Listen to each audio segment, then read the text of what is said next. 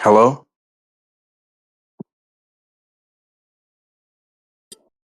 Yeah, man. Yeah, I'm back, guys. I'm sorry. Okay, okay. So, what was the last thing we spoke about? We spoke about quantum gravity. That No, was you one. were gonna, yeah, you were gonna go away and bring back some calculations for us. Oh yeah. I remember. I said that there are many calculations that can predict observations. They can assume that the Earth is flat, but there are none that can even assume that the flat Earth, right? So I said, are there like I'm gonna go with your logic, and I'll use assume, right? Are there any calculation that can assume that the Earth is flat? That was not exactly what happened, dude. You left saying that you'll be back with measurements. No. I said I I'll be back in a remember. second because I had to put my kid to sleep. I didn't say I'm gonna be back with the measurements. I have the measurements right now, but that's the last All thing right. that I remember was saying. Okay. So what are these measurements?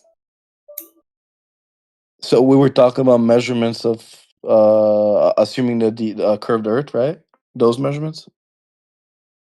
Yeah, measurements of, say, like if you're on a ball, can you measure the rate of curvature?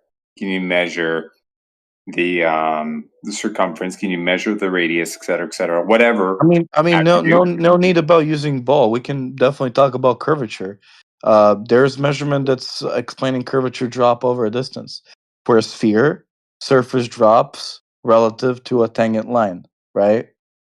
Would you agree Okay. with that? That's the generic form or the generic attribute. Yeah. So what are the measurements of the real world drop over distance? I mean, it's As using it's used in surveying, right?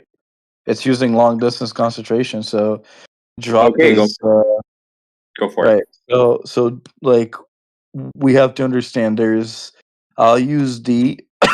D is distance to horizon, and I'll use R. R is Earth's radius, right? So if to get to the drop of over distance, we have to do D, which is, as I said, distance to horizon squared underscore, which means divided, with 2 points Earth's radius, right? That's how we Okay, get drop curvature over radius, right? perfect. That's So how we where get did it. that perfect. Okay, so let's scrutinize this. Where'd you get the R from? R is Earth's radius. Okay, where did that come from, sir? Like, what do you mean? That's just the generic Earth's Where radius. where was that derived? How do they know what the radius is, or even rather, if there even is one, or are they just assuming? How do they know what's the Earth's radius? Yeah, where did that number come from? Did they just pull it out of their ass, or did they actually go do something and be like, "Oh shit, that means the radius is this"? Right, but What was the thing? I didn't say number. I just said R is Earth's radius. I didn't say what's Earth's radius. Do you know what the radius is? Yeah, 6,371 kilometers.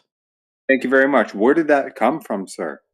Modern methods track orbits and distances using triangular Hey, and timing, satellite okay, measurements, GPS system, satellite geodetic measurement. surveying, anything like that can Okay, measure whoa, that. whoa, whoa, whoa, whoa. Calm down there. One at a time. So you mean to say this R is only known with today's techniques? Hmm? Come again? So you mean to say R is only determinable by using modern methods? Or did it come from somewhere else?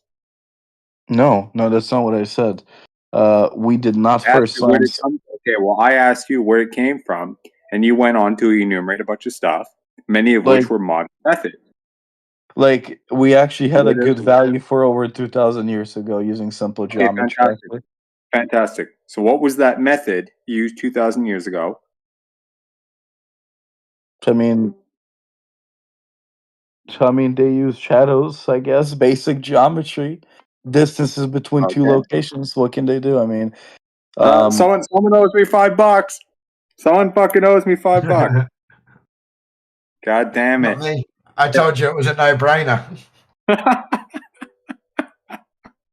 All right, did you want to walk us through this shadow thingamajig? I mean, you asked me strictly about this. Like, you actually Mhm. focused to Yeah, get to the exactly. Eratosthenes, like exactly. calculated, right? So you remember before, right? When we were talking about, if we're going to do some calculations, we have to ensure that all our variables are legitimate, right? Or else they don't mean anything, or at best they're theoretical in some hypothetical context, right? So here you have a supposed radius. We want to know how that was determined. And you're going to give us some dude with some shadows and shit thousands of years ago. How do we know that, that's the actual value? What was his method? Can we determine if his method was actually efficacious?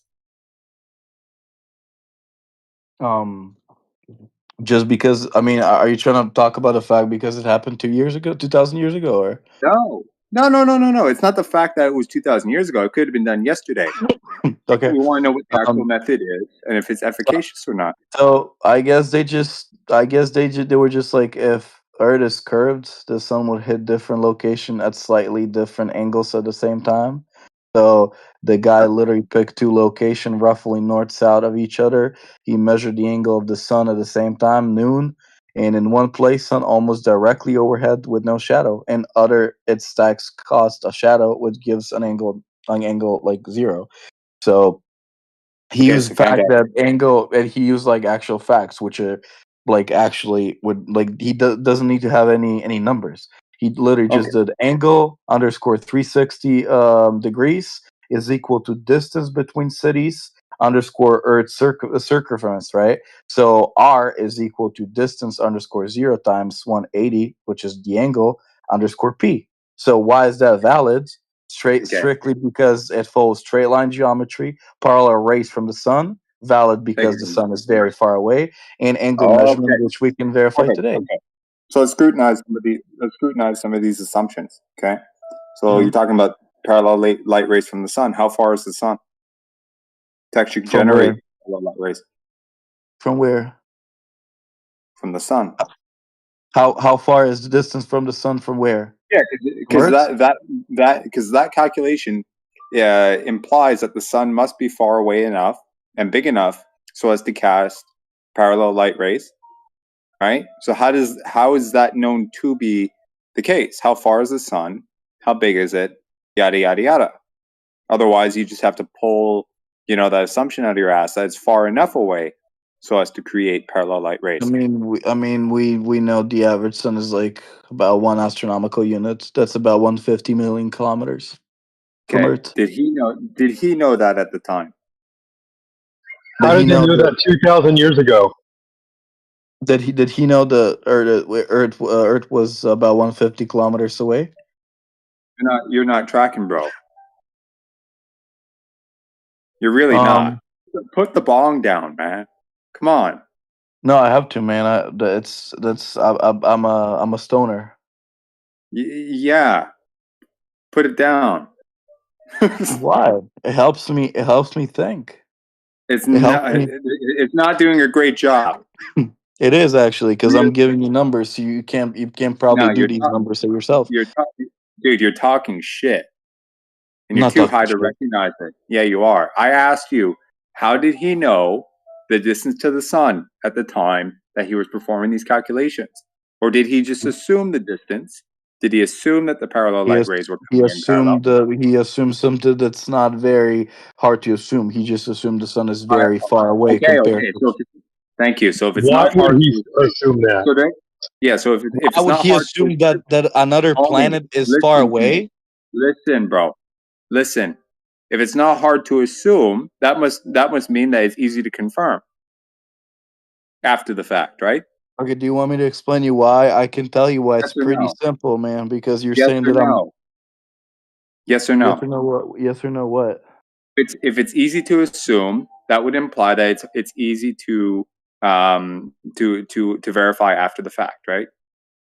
Not really, because you can assume something, and if you can say you're assuming that because you're doing a calculation, and they're You doing can assume. Well, calculation of yeah, that just because so they don't assume and they fuck up their lives without like for sending someone to visit other planet or something like that. verify it, But right?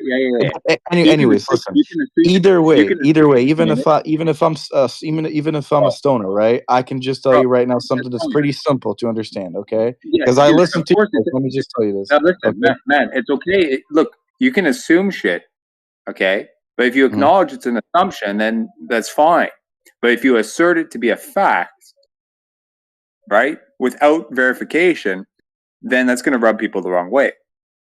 So I ask you, how was that confirmed to be the case that it's far enough so as to generate parallel light rays? Okay. So Basically, as to I said, retroactively confirm what Eratosthenes did. Go ahead. he did not need to know the sun's distance for his method to work. Okay, So thank you. So he assumed it. he he, he Okay. assumed that the sun is very far away compared to the distance of Earth, so its rays are approximately parallel. He did not need the exact number. It's pretty Thank you very simple. much. Why? Thank you very What much. if the So sun was therefore, closer?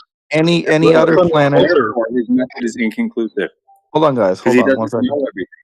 When we Go ahead, see Dad. a tall building in far distance away, we assume that it's a few hundred, maybe a few tens of kilometers away. When we see another planet like Moon, we can just assume that it's very far away. It's pretty simple. Like you can explain this to a kid. So why Bro, did you're that is allowed to assume all these right? things. You're Yeah, allowed to but I assume mean, all these come things. on, It's man. fine. You don't need to like say, "Oh, you're allowed to assume it." That doesn't mean that Well, it's you true. are, What do you right? think? But Like, you're trying to look, dude. You're trying to defend assuming something. Everyone makes assumptions all the time. But if you're going to come in are you trying to say that? So you and think tell the me to sun is, my face you that you think the sun hang is on, very bro. close? Listen, hang on. If you're going to tell me to my face that you know this to be the case, and I ask you how you know, and you tell me, oh, I'm just going to assume it, like, okay, you're pulling back. That's fine. But we're But you talking about understand the sun, bro. We're difference, not right? talking about like some stuff that you're related about. We're talking about sun being far away from the Earth's. Right. So I ask you, how far is it? And you just say, I assume it's X distance. Okay. But that In means modern everything else that technology, you we can build know how upon far that is it. assumption, then that just means that everything else that you build upon that assumption is on shaky grounds until otherwise validated. So I ask you, how was that validated? How is it All right. confirmed? How is the distance confirmed? Okay. So if the sun was close, then different cities How would see the sun was at very different angles, right? the distance confirmed? You don't have to ask me a follow up, dude. You can say, I don't know. You're allowed to say that too. What was Okay. your question? How was it confirmed that the light rays are the sun is far enough to create parallel light rays? How is the As I said, distance confirmed? as soon as you know that the sun is very far away compared to the distance of Earth, Okay, you can already say that its rays are approximately parallel. You can already perfect. say that just because you Perfect. know that. Perfect. So how big is the sun and how far away is it? How many times do I have to ask you? And I told you right now of this modern technology, we can say that it's 150 million kilometers. I told you that. Okay, so how is that determined, sir? Right now, with with technology that we have, it's not Fantastic. assumed. It's actually proven. Fantastic. Fantastic. Run us through those methods, please. But we still didn't talk about the stuff that I had before. I mean, he still didn't need any numbers to say that. He just had to know that the sun is far away, because I mean, we already can determine that. Because if the sun was close, the sun would appear in different sizes in different places. Day night patterns will break down. As I said, different cities would see the sun at very different angles. But in reality, the sun looks the same size everywhere on Earth. Will I take off my Sun angles underwear? change Okay. smoothly and predictably, and time zones and daylight time behave consistently. That already implies the sun must be very far away relative to Earth's size. So whoever is saying that somebody will say anything on YouTube, they must be stupid, because I mean, we don't need modern technology to assume the sun is far away. It is far away and is the same size. Whoever thinks something else, they're just low IQ, because all that is pretty proven. In modern technology, we can get numbers, but we don't need shit to prove something is far away as planets. Whoever has any evidence of what I'm just saying, he can jump into a conversation with me. But I will use numbers. Dude, you know these numbers are coming out of your ass, right? 150 million kilometers away. That's coming out of my ass. It's coming out of your ass 3 Why times would over. Okay, why would we need one? Why would we need a number again? Do we need a number to determine something? Yeah, because you need to justify the light rays coming in at parallel, right? Wrong. It needs to be far Wrong. enough for the light rays to come in parallel. Knowing the sun is very far away compared to the distance of Earth, we already know the rays are approximately We have parallel. to presume that. You have to presume that, and then retroactively justifying it. Right? The assumption that it's 100 and something million miles away or whatever. By the way, Flyer, Mike, you're coming in really low.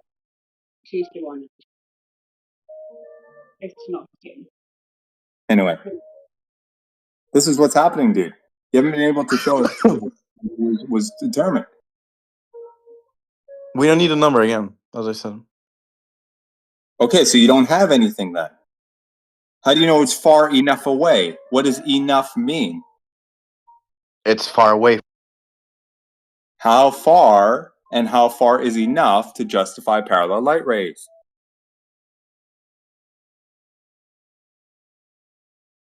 And you're forgetting also that there needs to be a size element to that too, right?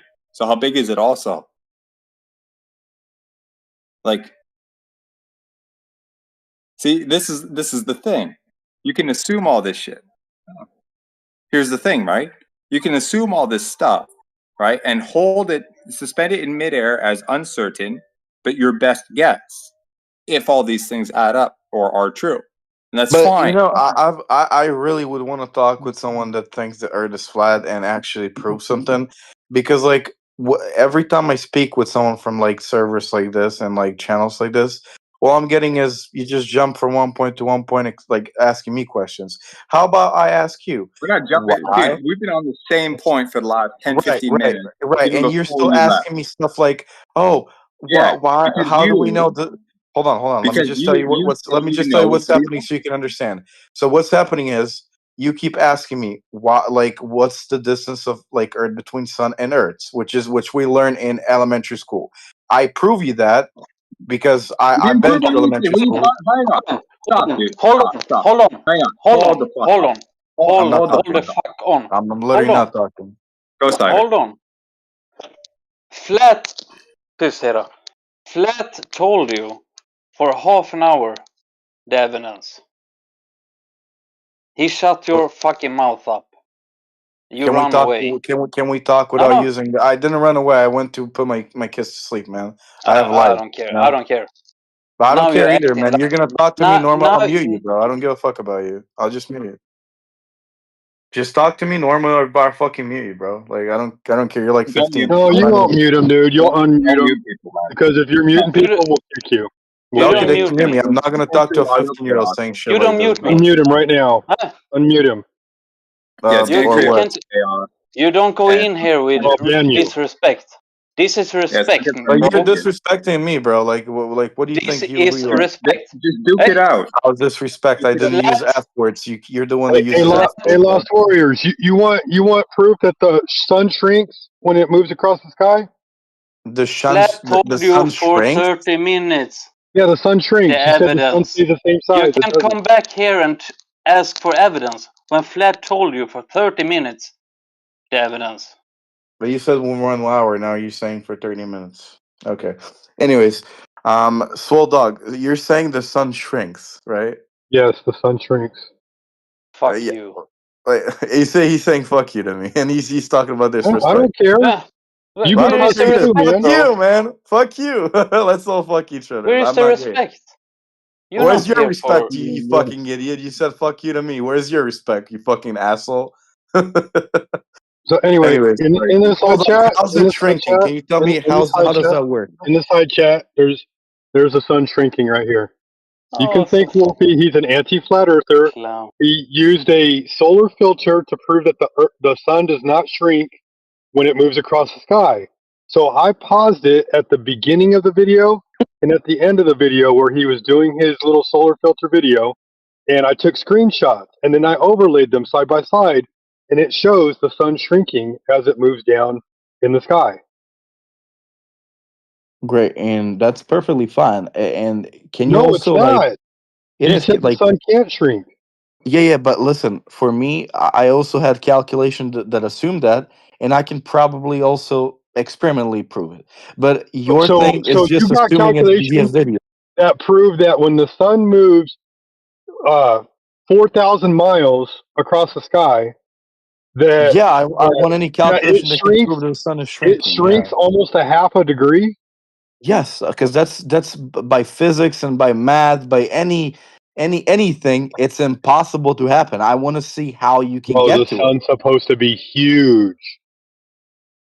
because it is, right? I mean, compared to No, the it's Earth, not. right? Bro. Because we know what's huge It's in How the big not. is terms it? of Earth, right? We can How big just is it? assume that like how How big big is it it? is. We How can big just is it? assume How did you measure the size of the sun? I just flew there, bro. Can you just fucking focus on what we're talking? I don't know how I big is am it. I was not focusing in what you're elementary talking about. school. I Here's was the not thing. in elementary school. I don't know how big sun is. Listen. You're assuming the sun is a certain size and a certain distance, and that the light rays are parallel because it's fucking huge. Okay, Those are the three assumptions that you're you're making. assuming the sun is shrinking because you watched a No, video. I'm not dude. assuming it's shrinking. It's evident. Yeah, evidence is on a video on YouTube, but I also can assume it As based on the you know what calculation. Because guess what? diminution is, Guess right? what? Guess You know what what? Earth diminution is? guess what? Flat Earth math. Bro, you We know what cannot just diminution assume is? stuff. We cannot You know just what assume diminution stuff. is? We can. I'm not assuming nothing. I'm going by You the are, bro. evidence. You're You're going by a YouTube video. You're going by no. YouTube Here's the video, thing, right? Lost. You're actually That's a very flat right about earther. that. You're actually very right about that. This assumption bullshit. Okay, it's your arguments are laden with it. Right? I've been asking you for the last 10, 15 minutes, right? Before you left and after you left, give us the validation of all these assumptions. And How do you're you basically saying we don't have to validate it. The assumptions are rational are reasonable because of all right. XYZ reason. All right, you call So which something is that it? happened 2,000 years ago stupid because No. It's not that, dude. Here's the See, thing. there you go, ad homing. It's Stupid. not that. Yeah, bro. Hold on. It's not that what Eratosthenes did was stupid. Okay. What he did, if the assumptions are correct, then his math works out. right, Okay. right. But listen, The cups, framework he 20 set out. cups, 20 cups. Listen. He didn't need No, to let me know any finish. number, right? You do Let me understand finish. that. Let me fucking finish. Okay. His framework works out if the assumptions are accurate. Okay. We're just asking where were the assumptions confirmed to actually be the case, so as to legitimize his entire approach. That's all we're doing. Okay. So, do you agree? He didn't need any Wait, that's numbers, funny? right? Is I that agree. funny? He didn't need any numbers to assume the Earth was a ball. No, I said he didn't need sorry. He didn't need any numbers to He did get the not calculation. need any numbers to assume the Earth was a ball. He assumed the Earth was a ball. He assumed the sun was an infinite distance away, and he assumed that all the light rays that were coming from the sun were parallel. And then he got two angles from Yeah. Syene and Alexandria, and he took the two angles. He divided that number. He took 360 divided by the angle that he got, and then he multiplied it by the distance from those two places, and it gave him the circumference of the Earth. You could do the Exactly. same thing with your living room. Exactly. You could literally measure the circumference of your living room right now. All you need to do is have one light bulb on the ceiling, and then you put one soda can underneath that light bulb. You put another soda can 3 feet away. You measure the angle distance between the two fucking soda cans, and then you take 360, divide it by that angled number, and then you multiply it by 3 feet, and you get the total circumference of your living room. It's not hard to do, dude. Right. So, what was There's I no saying? excuse there, right? Just the fact that you have an angle, you have one shadow from an object off center from a light source compared to the one that's directly under it. Right? That phenomena is not exclusive to objects on a No, curved surface. no. But I just want to like tell him, the guy who was just talking about this, that that actually can do it like in your room, right? Because you do understand how math and physics work, right? Because like if the light bulb is close, light rays diverge, they spread out. So the angle, Oh, there's only a certain really? distance from the source, yeah. Really? No Curvature. shit. Yeah, no, no shit. You're stupid. yeah. You can't do it like that. You're Here's- stupid asshole, bro. You No, have to so here's the- understand. He did it in two cities, boss, not in his boss, living room. You this is stupid the idiot. boss. Check You this guys out, have right? to wake up. No. Nobody Relax. believes in flat Earth besides you dude. dumb assholes, bro. Relax. Calm the Nobody. fuck down. Calm the fuck down, right? So you have this is the problem, right? You don't know You that the guys light are just a not community based You- on unemployed You're You're assholes that crying, work in bro. factories You're crying, with no man. community. That's what Yeah, you Why guys are you are. crying? None of you guys have That's any not fucking good. shitty. All right, stop crying, you little baby. Dude, Okay, you're this is the becoming a problem. little bit You're aggressive assuming the now light because rays. of the bone. You're assuming the light rays are not diverging. You're assuming that the sun is far enough so as to create parallel light rays. This is where your assumption comes in. Now, if you can show that it's actually far enough to create parallel light rays, then you actually have an argument. Okay? Go ahead. You guys are just a community based with memes about. All right. You grew up in school on memes, bro. What do you think those images in your textbook with the little writing underneath it was? That was a meme. Yeah, this guy took like one too many bong hits. I can unmute him if you want, but he's not. He shouldn't procreate. Yeah, I feel bad for his kids. I missed half the conversation. I got tied up on a phone call for work. Something that apparently birthers don't do. And according You want to to try it, AJ? Go ahead. We were just Man, on you the should parallel feel light better rays. about my kids than you Parallel should light rays about my versus kids, divergent but, light you know. rays. He doesn't seem to acknowledge that he's assuming that the light is actually coming in parallel, right? He doesn't want to the fact that he is assuming that. Cubs, don't talk about my family, about my kids, please. Thank you. No, I'm not. I'm not talking about You you. are. You said you're sorry about my kids. My kids are very I happy, do, because and it's my about kids you. have everything they want because their dad has I money realize. and can buy them stuff. But you're high as fuck. So what? I'm high as fuck in my It's free time. I can do whatever I want in my free obviously time. manifesting in problematic situations such as this one, where you can't actually think straight. Like I can Okay. think straight. And I can You're tell you. I not told you thinking all of straight, this. dude. You're You're not not Why? acknowledging your underlying assumptions. Now, if you can prove that this is not an assumption, then that's fine, and we're pressing you for that so you can get yourself out of this tangle. But look, man, look, friend. Listen, let me tell you something, friend. You are saying that I'm assuming stuff, whatever. Let's do with experimental stuff, right? You said that I can't think straight, and you said my kids are sad because I'm high as fuck. I can't think straight. Give me any as I said, anything to measure, anything to anything in physics, like anything to use, like anything. I'll turn on my camera. I'll do it on a paper, and I'll show you that I can think straight because I can, I can calculate stuff. Like I can use math. I can use physics. Because I'm a big guy with PhD. Being a PhD, it's such a big thing. And you Measure guys the are trying circumference of your living room. Quit You can't do bloviating. it like that. You're stupid. That's too Bro, close. You quit can't do fucking that. That's not how physics work. Dude, quit bloviating Physics and get the scales. measurement. Not really. Okay, you're- just because. Okay, let me ask a question that might get us further. Please. What was look, I don't even know about Eratosthenes because at the end of the day there is no primary documentation of Eratosthenes, and it didn't start being taught till the 1980s. So that makes me question to begin with. But my question to you is, what was Eratosthenes trying to achieve when he took these angle measurements? Was he trying to measure the Earth as a globe? Or was he trying to gain a circumference or radius? What was the purpose of the measurements? What was the purpose of what he was doing, right? Correct. I mean, I guess you weren't here when we were talking, but I try to explain because the main question was to get me to the question when was it firstly measured or whatever, right? So I said Eratosthenes did it like 2,000 years ago.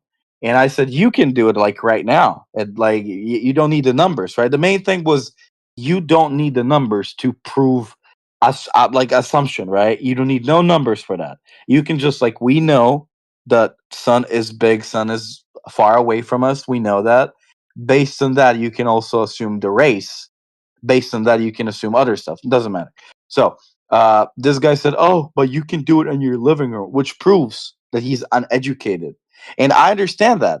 I'm happy with that, right? I'm happy with everyone here. Whatever, that's fine with me. I know the half of flat earthers. I'm not saying you, man. Like you sound older than me. That's fine. I'm 38, hitting 40s. Doesn't matter how old you are. That's your thing. But I'm saying half of these people are in 20s, 25, whatever. Half of them are either working in factories or not working anywhere, and they have just community with memes, sending stuff All in right, dude. chat because of them can't Yeah, even talk. Hold on. I'm bro, talking get now. to the chase. Hold on, Cups. You have I'm no talking now. fucking Hold on. I idea let who you any talk. of us. Hold on. Let me talk. No, Let me talk. shut the fuck up. Okay, I'm Okay, gonna mute you. You shut the fuck up. I'm gonna. If you're gonna start talking about us, okay, we're gonna boot you. Okay, you have no idea who the fuck we are. Okay, shut up about that and get on with the point, please. Now, if you muted Don't me, mute him, man. right? If you I'll fucking muted ban me, you. you're not coming off mute. Okay, acknowledge what I just said. Go ahead, and I'll take you off mute. But bro, you're so high with that, like with those. All right, it's over. Unless someone else wants to take it. But this guy's No, it's Well, a I was good gonna- call. I Get was rid of now that fool. addressing. Maybe he can go buy himself a personality with all that money he's bragging about. Get the fuck out of here, bud. No, it's okay. I was going to just address him as he was answering me, but he wanted to get back to everybody else and what everybody else was saying. But Yeah. I wanted to say to him, yeah, I missed all of that conversation. That's not what I'm asking. I'm actually asking what the purpose was to begin with. I don't know if we can answer that. want to continue? I wasn't going to go. Yeah, I wasn't going to go down that other path. Have another stab at it. Yeah, we'll see. He had no purpose at all. I did explain it, but I guess What? you guys are Yeah. just gonna keep No, muting me or sorry, whatever. sorry, so- dude. No. I was asking Good you the try. question. Good I try. wasn't. 20 cups. Absolutely. I- Good try. Hold on, Cider for I wasn't Good, actually good. here for your conversation because I'm at work. Yeah, and I had to take a phone call. So I understand the conversation you've had with 20 cups, sort of, from what you've just said. But my question to you was completely separate, which was, again, what was he trying to achieve in the first place? What was the point of what he was doing? So as I said, his goal was to measure the size of the Earth. That was his goal. If the Earth was a sphere, correct? No. He wasn't trying to prove flat or globe Earth. He was just trying to measure. He was trying That's to right. measure He the size wanted- of the Earth. He wanted to measure the size, the circumference, yes, Yeah. based on the belief that the Earth was already a sphere. Well, what he did was he was trying to see if the sun is it the same for both places and why is the angle different. That's all he wanted to do. Like his reasoning was he considered two possibilities. If Earth was flat, the sun would need to be close and localized. That would cause inconsistent angles and behavior across location. But if Earth was curved, different locations would naturally have different angles to the sun and the angles difference would match the curvature between them. So That doesn't sound right.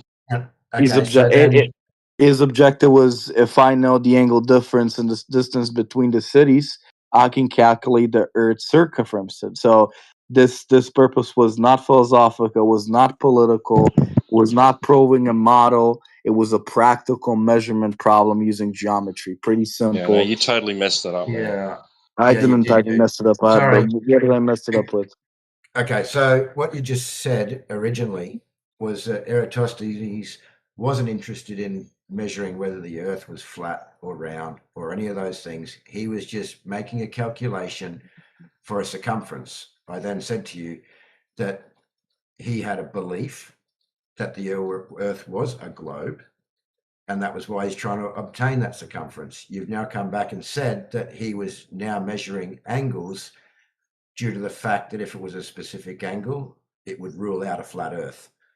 That's not what he actually did there. Have you ever actually read what Eratosthenes did and why? Like 5 years ago, maybe I did. Yeah, so all he was doing was he was using the angles of the shadows at noon, yeah, to make a calculation based on the belief that Earth was already a sphere. So what I want to know from Eratosthenes' side, or from this argument, yeah, is how did he know that the Earth was already a sphere? Or was this just an assumption that he used in the maths, yeah, to calculate the circumference? Secondly, he also did make some other, what would you say, assumptions, yeah? So there was an assumption that rays were parallel when that's not what we see in reality. There was an assumption to an infinite distant sun, which is not a reality.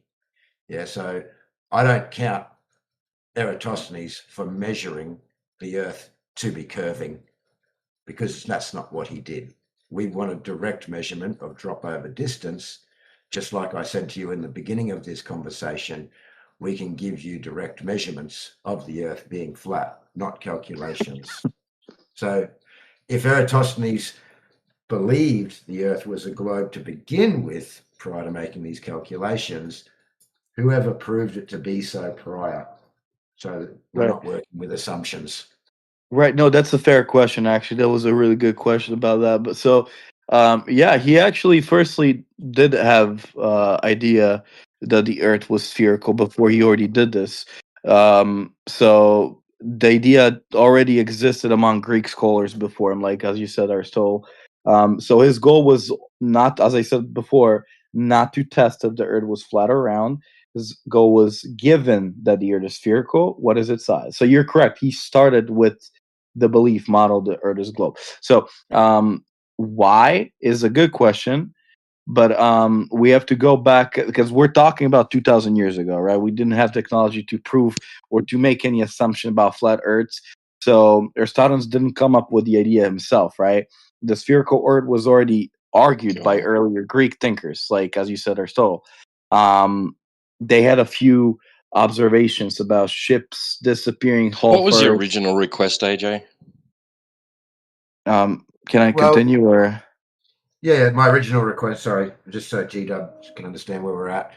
My original request was, why did he originally take these measurements? Yeah, so yeah, he answered that correctly just then. He said yes, Yeah. we're correct. So Oh, let me it continue. wasn't a request for drop over distance measurement.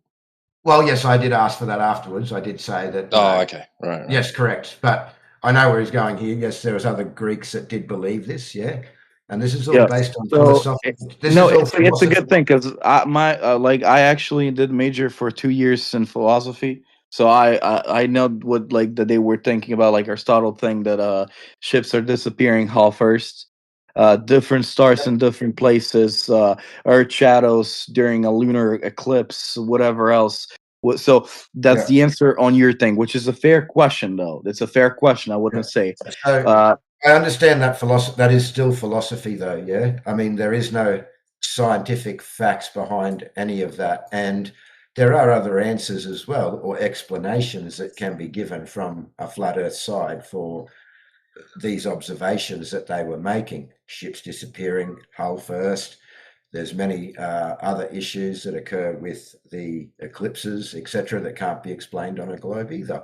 So at the end of the day, what I want to know is who has ever measured directly a drop over distance from horizontal that would be required for Earth to be a ball? Because every measurement that I've taken personally, or surveyors, etc., they measure the Earth to be flat without this drop over distance that would be required. So can you maybe put forward somebody who has ever taken that measurement? Yeah, and if I'm not mistaken, there, I think that was the request that was made of you before you left to put your kids to bed. So we were hoping that you would come back. I don't remember though, but yeah, can I just ask you one question before that so I don't forget about it, please? Just it's a very simple one. I bet it's the same as what you said about before. So what flat Earth model explains all of those observations at the same time with consistent math? Well, let's take card. Yeah, the one where the you Earth is understand. flat and You everything above understand it that. is Well, over a there flat is. Earth. Hold on, guys. That was a Hang on. question for AG. Okay, thank you. Okay, so for a start, I think you have a misunderstanding of models because you don't have a single model that explains everything, and we don't on the globe either. So we have weather models that explain the weather. We have the what other models Right. do we Is have? there any model in Tidal general models. that explains it with consistent math? That's my question. Well, we don't need a model for bottom up obstruction. Sorry, a model's not required for that. That's just our perspective and the way that we see. That also has to do with the conditions, the waves, etc., etc. But it is a fact that objects will disappear bottom up at a distance over a flat surface. So the argument of ships going over a physical geometric location that blocks their view, that can be explained by both sides very easily. Right. Okay. I mean, that's a claim, but I mean, we can go back to it later. But of your question, I firstly want to say about the claim that surveyors measure a flat Earth, as I know that most of you here believe in that, is actually a misunderstanding about how it actually works. I don't know if you guys been into it, but surveying measurements are locally flat by approximation. So that's not evidence that Earth is levelly flat. It's over small distances. Curvature is extremely small, so instruments treat the surface as flat for practically, but the curvature still exists and it's accounted for in long range geodesy. So, but anyways, talking about line measurements and leveling, the drop curve. Like, what was your main question? Was what exactly was your main question about the direct measurements of Earth's curvature? If you can Yes. just remind me. Okay, so there's long distance surveying. That's geodetic networks. National mapping agency like Modern Geodesy, if I remember it right. They're using that same triangulation across large baselines. When you extend straight lines over a long distances, you must apply curvature corrections to keep coordinates consistent. Without those corrections, large scale maps would not align. Yeah, no, that's actually incorrect. Yeah. So you're So saying that long distance surveying is incorrect. Can I know why? no, I'm saying that the way that you're explaining it is incorrect. So in long distance or geodetic surveying, right? They take the same measurements that they do in planar surveying, just over a larger area, where they transfer the line essentially. Now, what they do is they take these horizontal and linear angles, they create plane triangles, just like they do in your plane surveying. Once they've got those triangles, they then make a primary calculation, just like Eratosthenes did, where they compare these triangles back to a presupposed ball or model, which is the WGS 86 model, I believe. And then when those triangles don't fit the way that they should on that curved surface, that model, they then adjust. So the first measurements that are always taken in geodetic surveying are linear and angular observations, right? They then make a calculation, and these angles of the curved lines of that, they're then treated as curved lines and treated as spherical angles, basically. And then they use spherical trigonometry.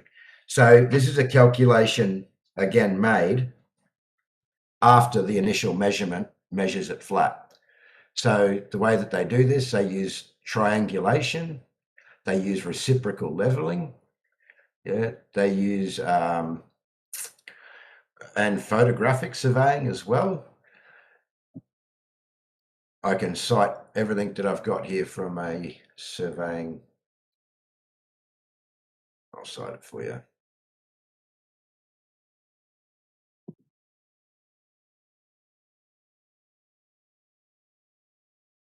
Hello? Yeah, man. AJ, I appreciate the explanation, but I would say that mixes a correct description of how measurements are taken locally with an incorrect conclusion about how Earth's shape is determined. So I wanted to separate the pieces cleanly. You're right about initial measurements are local and flats, like flat is being quoted. You're correct that in surveying, angles are measured with the assumption of local horizontal planes. Triangulars are formed using plane geometry. Instruments, theodolized total stations, operate in a local tangent frame. This is true, but it's only the measurement stage, right? Not the final interpretation of the Earth.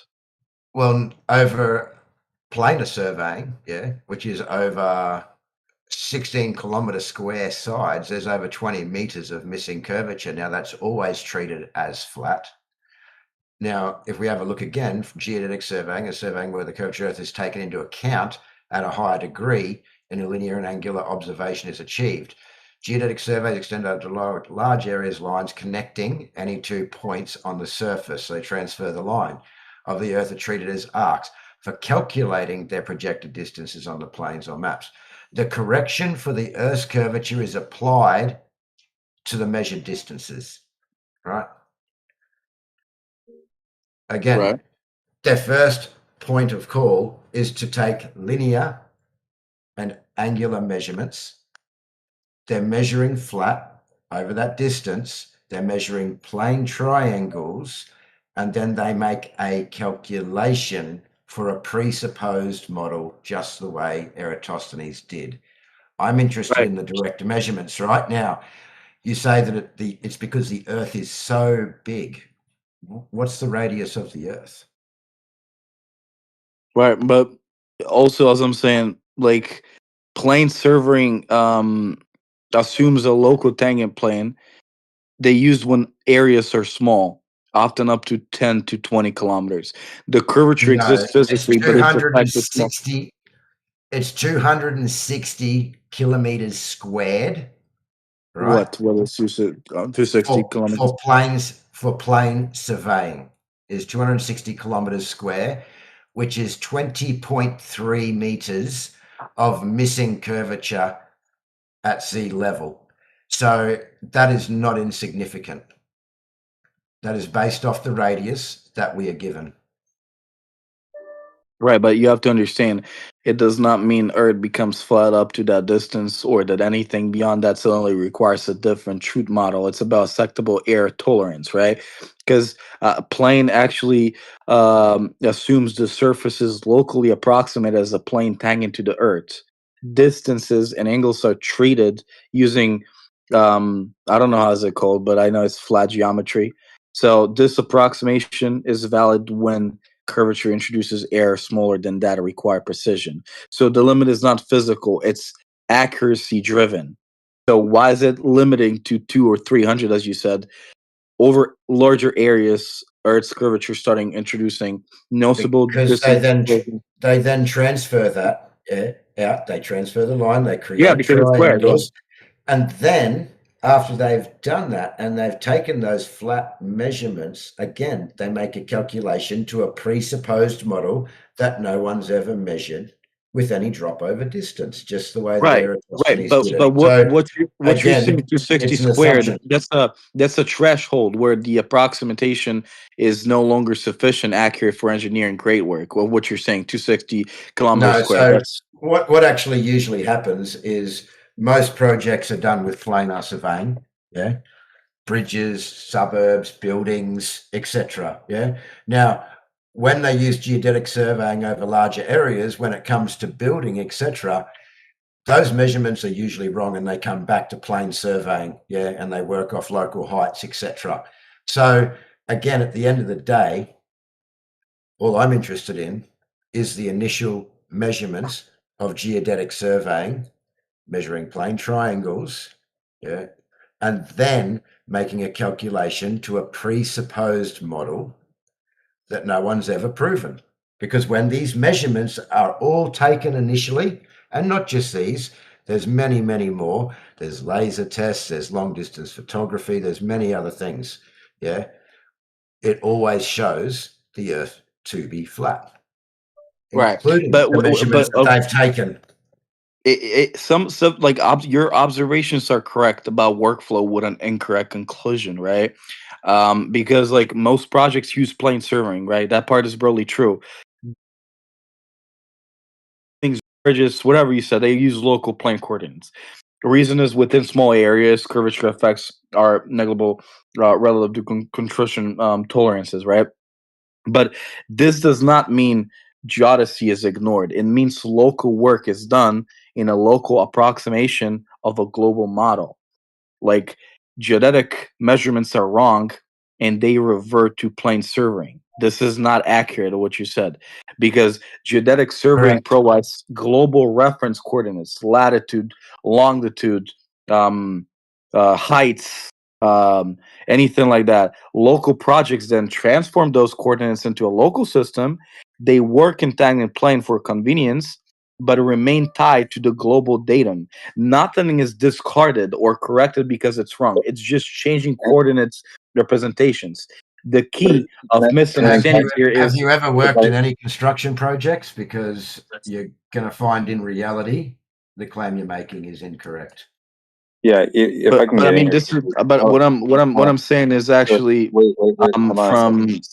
Dude, hold on. I need to inquire further on this. What is this global datum that you're talking about? Is it the same as what the AJ pointed out about the WGS84 model that is presumed that they basically map their global datum. surveys out onto? Yeah, where is that? What is that, and where does it come from? The global datum, right?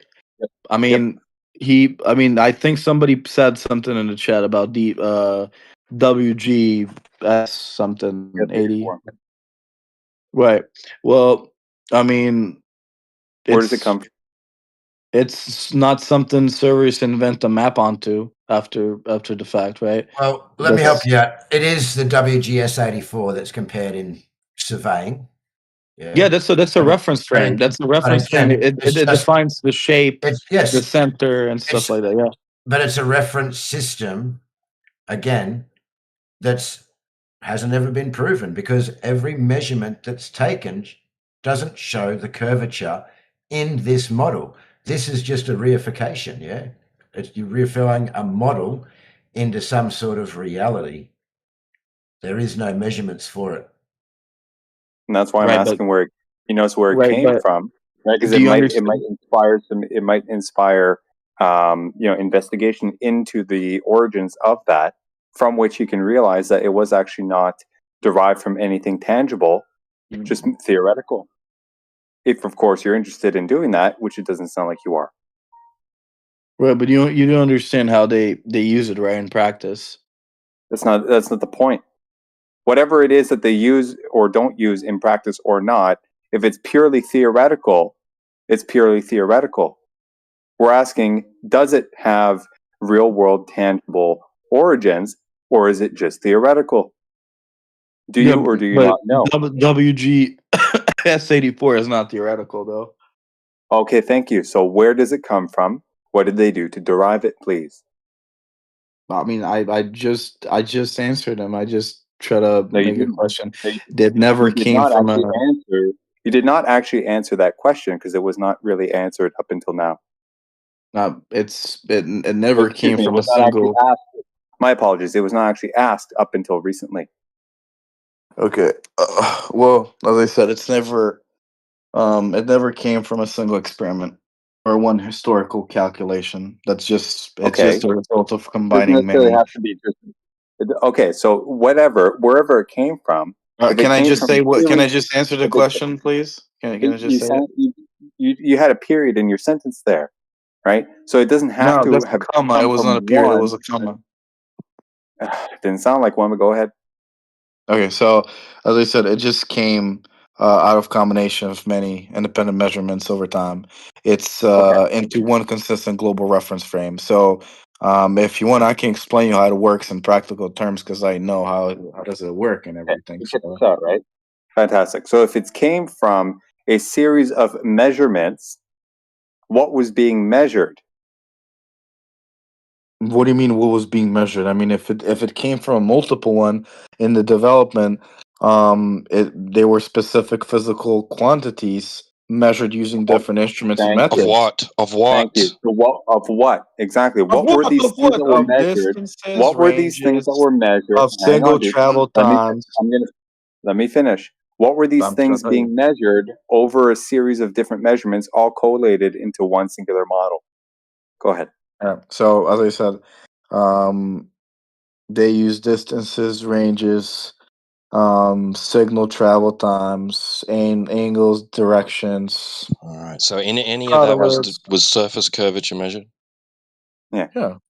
How about this? What There did they was? do to account? Watch this, guys. What did they do to account for refraction in any of these singular or individual measurements? For W, Yeah. I mean, I guess it Because will be here's the the same. problem, right? If they didn't account for refraction, right? What they could be assuming as just the ground curving away could just be light, optical phenomena, giving them the impression that the ground is curving away, right? What did But they I do to mean, account for that? I just think you don't understand how refraction works. You do understand Oh, that. really? Yeah, because you don't understand Did that. they? Did they Are you understand sure it? about that? Right? Do Does you light go up? understand that? Does light bend up? Hang on, watch it. Watch this, dude. Does light bend up or down depending on the conditions of the air, humidity, temperature, and air I'm just gonna go and back to variations what I thereof? wanted to say because you cut me off and you Answer wanted my me to question, answer please. another thing. No, No, because we need no, to no, no. address this. We I would need first address to this address the it. one before it, and then We I would need to answer the one address this. before. Instead of saying that I don't No. understand, right? Help me understand by clarifying or confirming What's your my question? understanding. Right? Does light bend up or down depending on the conditions of the air, i.e., humidity, temperature, and air pressure gradients? So, what do you think? Of course, I'll tell you what I know, but what do you damn right think it or does. no? Yeah, you're damn right it does. Right. So I'm asking you, in these individual measurements that they did, which they then collated into a giant model, unified model, what did they do in each one of these measurements to account for this potential phenomena so as to not misconstrue what they think as being ground curving away from them as just being the light that's bending in a fashion that gives them the impression that the ground is curving away from them? So What did they do?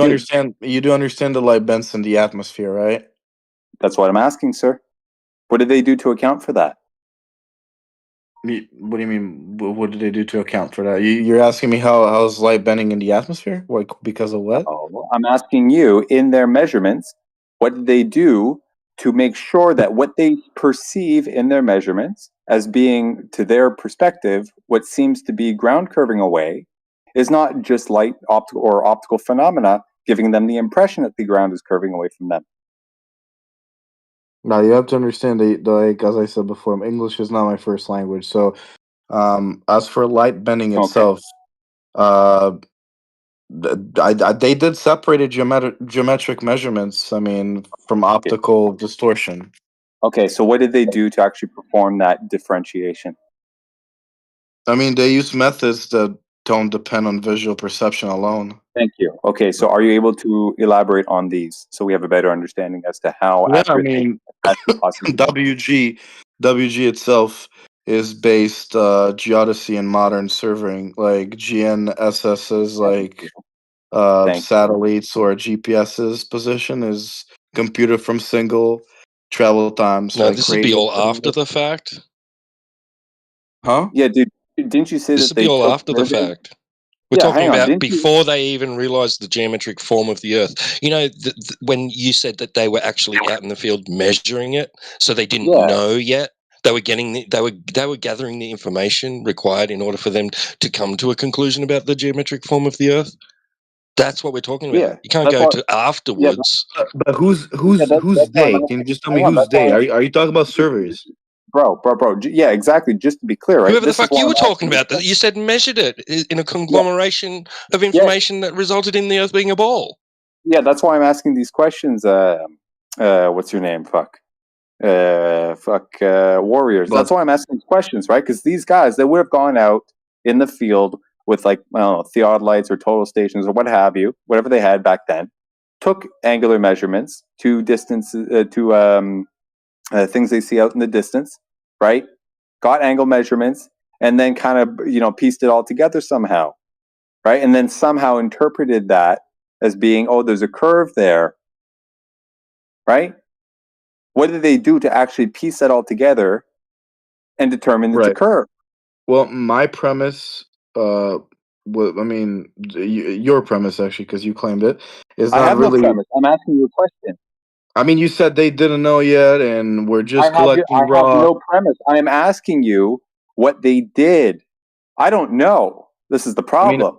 Why a lot As of I us are said, here, because we don't actually know these historically, and in details. modern geodesy, it's a feedback loop between hypothesis and measurements, not a one-way path to ignorance to conclusion, That's right? fine. That's fine. So the initial start at the initial point when they first started doing all this stuff. So, I mean, right? as you know, even in early scholars, as they said in Greek, like I'm Aristotle, not asking about that. I'm not concerned about that. I'm concerned about the dudes who went out there, took a bunch of measurements, right?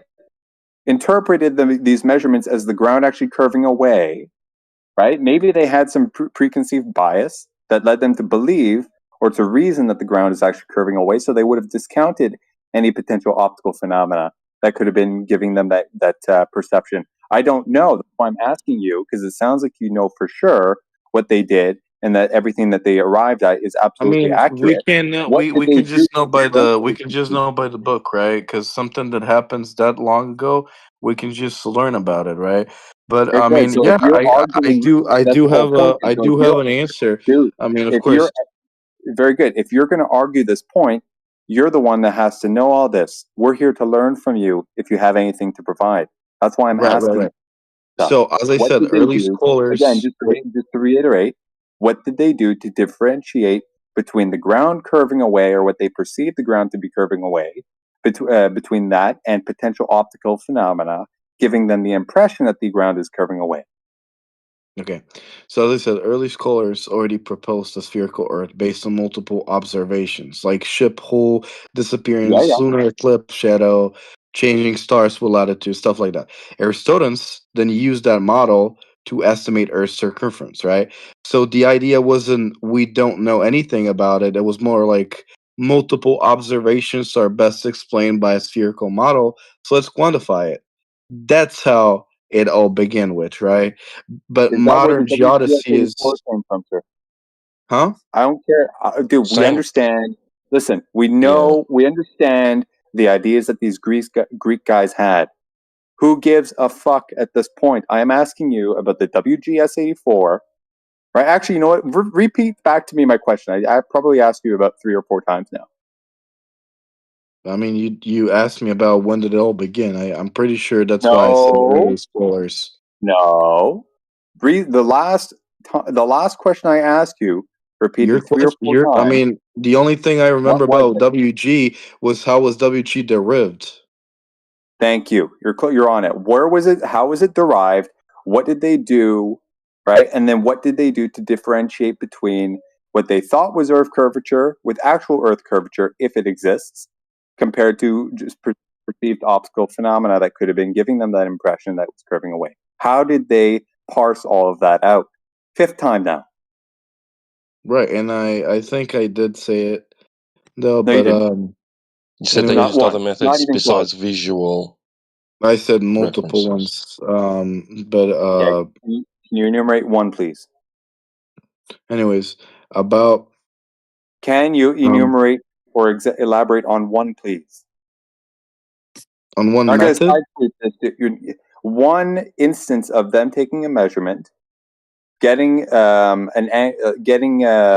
measurement or an observation or whatever that gives them the impression that the ground is curving, and then them putting that through their calculations to parse out what was optical phenomena creating the impression that it was curving away versus the ground actually curving away. Just one, dude.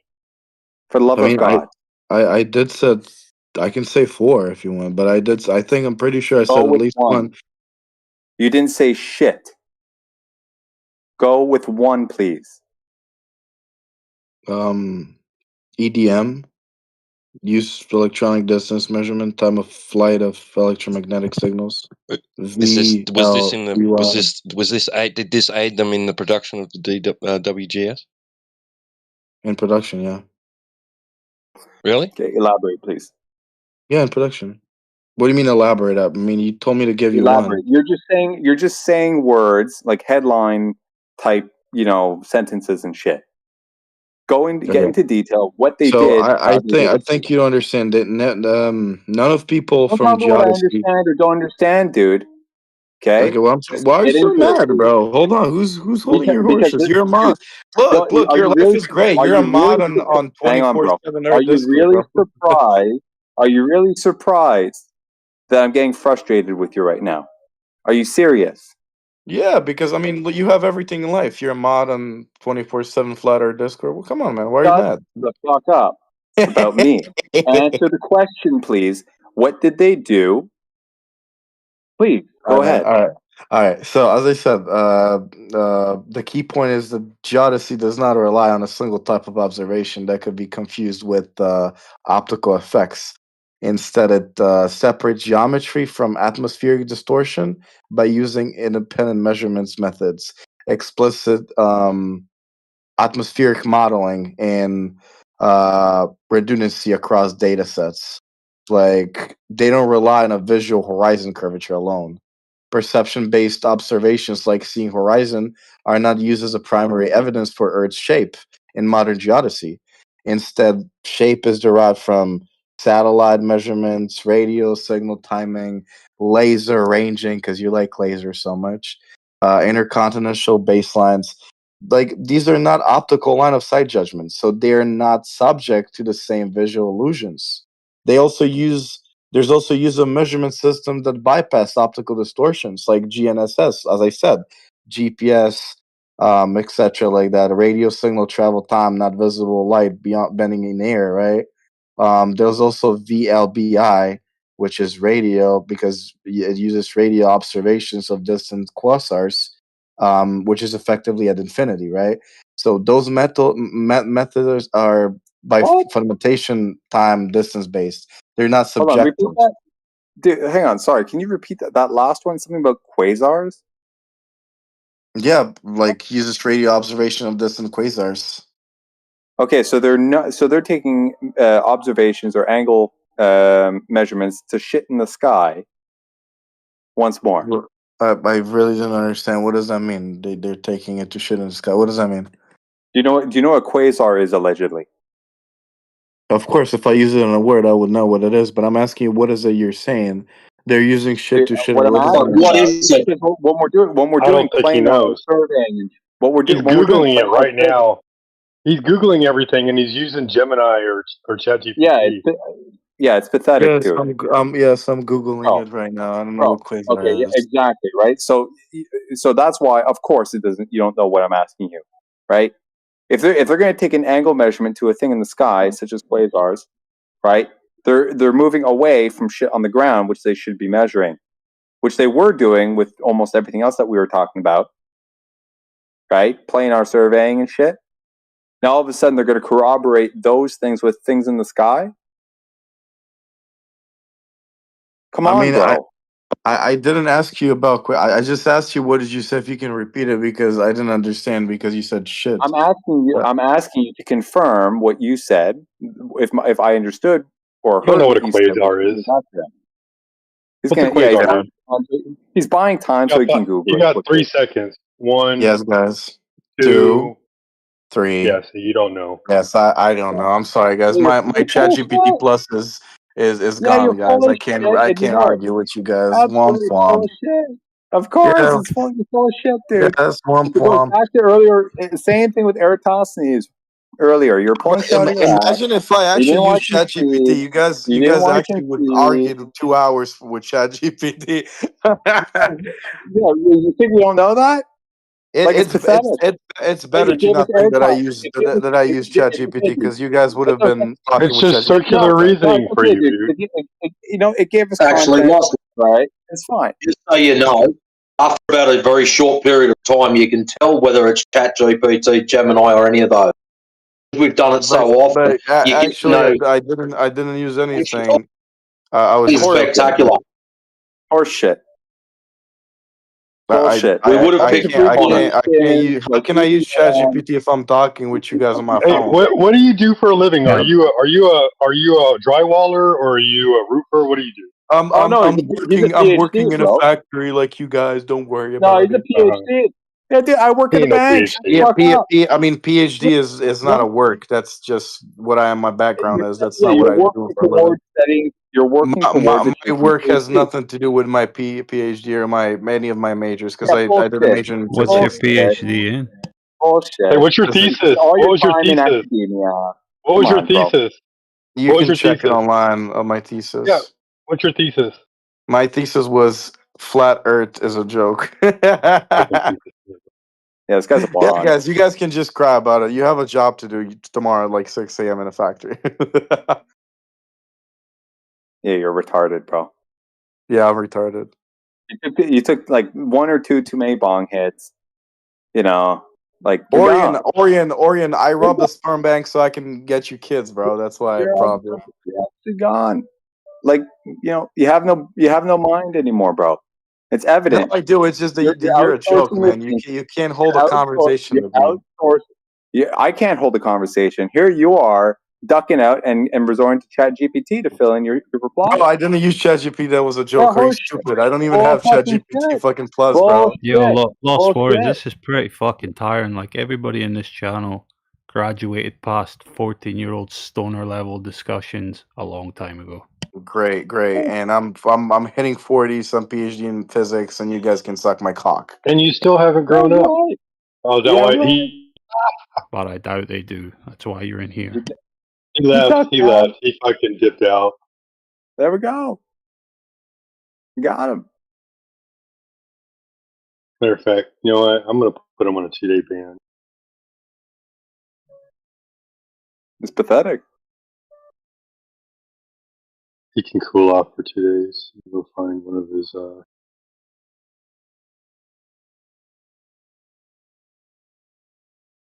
Hey guys, how you guys doing?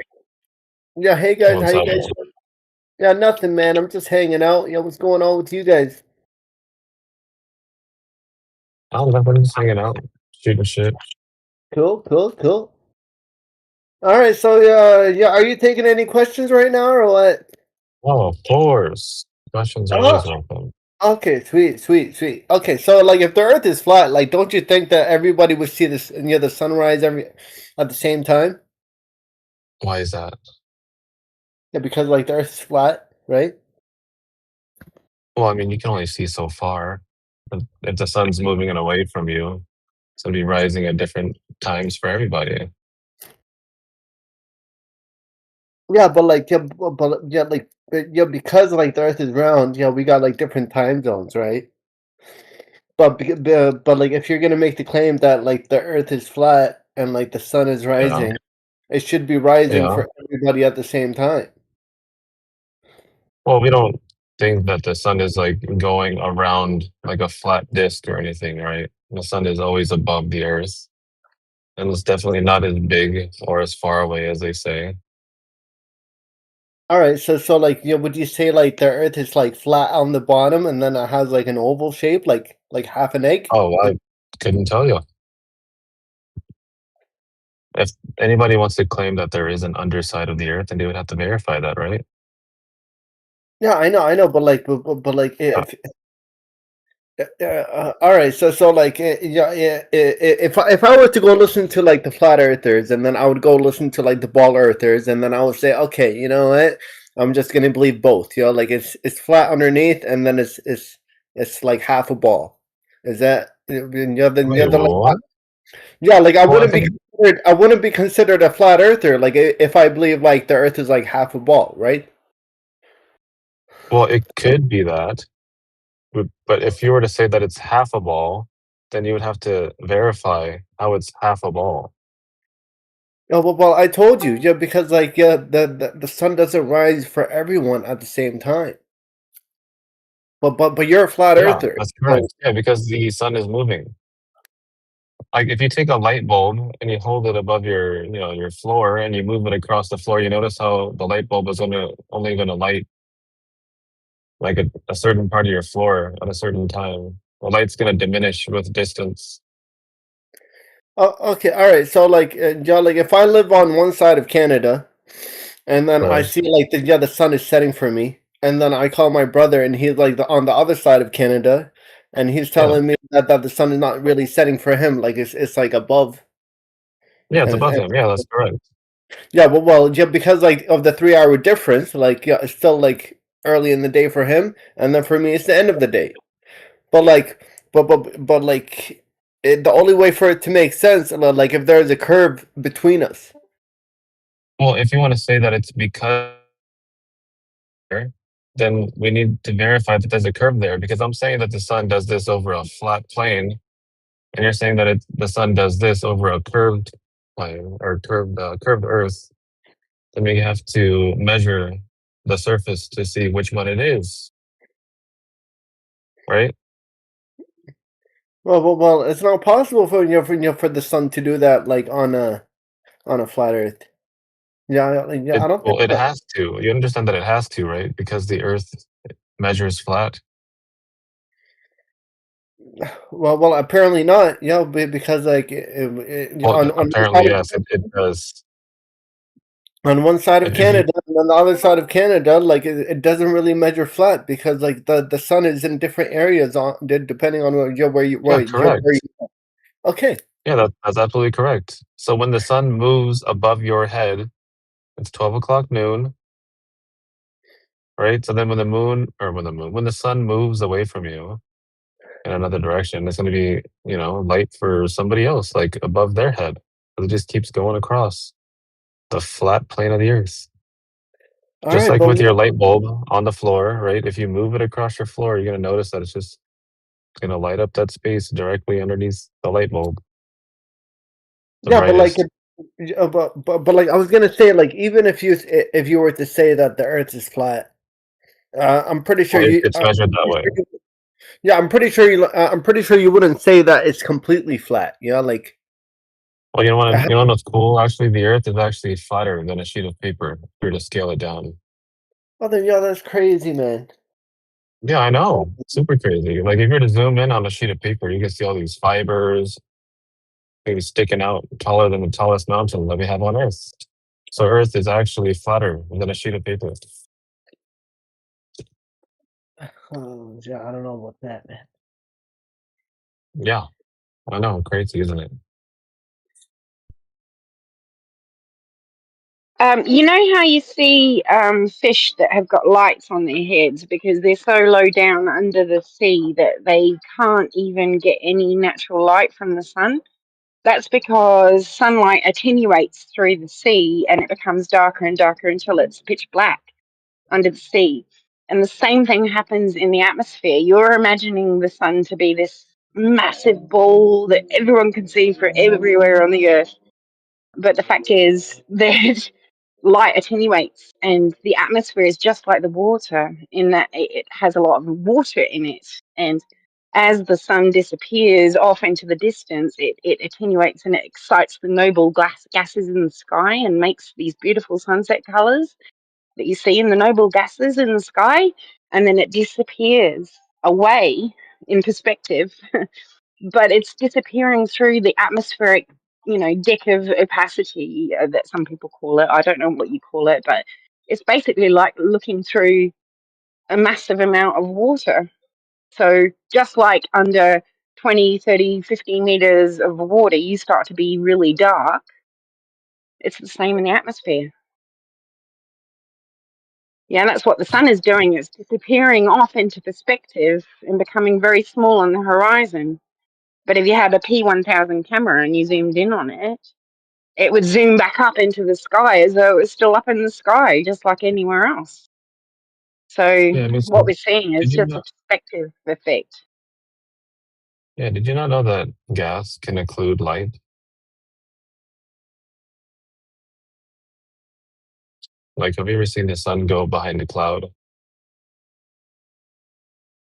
Yeah, I've seen it. Yeah. Yeah, so we obviously know that gas can occlude light. So if you just took the density of that cloud and extended it over the distance of, let's say, like 1,000 miles, that would be capable of blocking the light from the sun.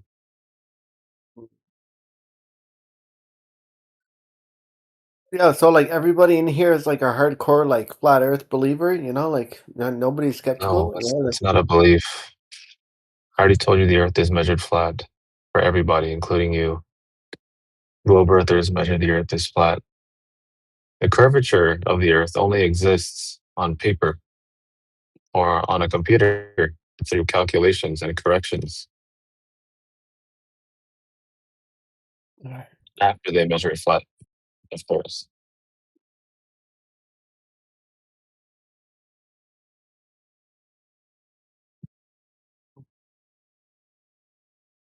There is no direct physical measurements of curvature. They do not exist, even in 2026.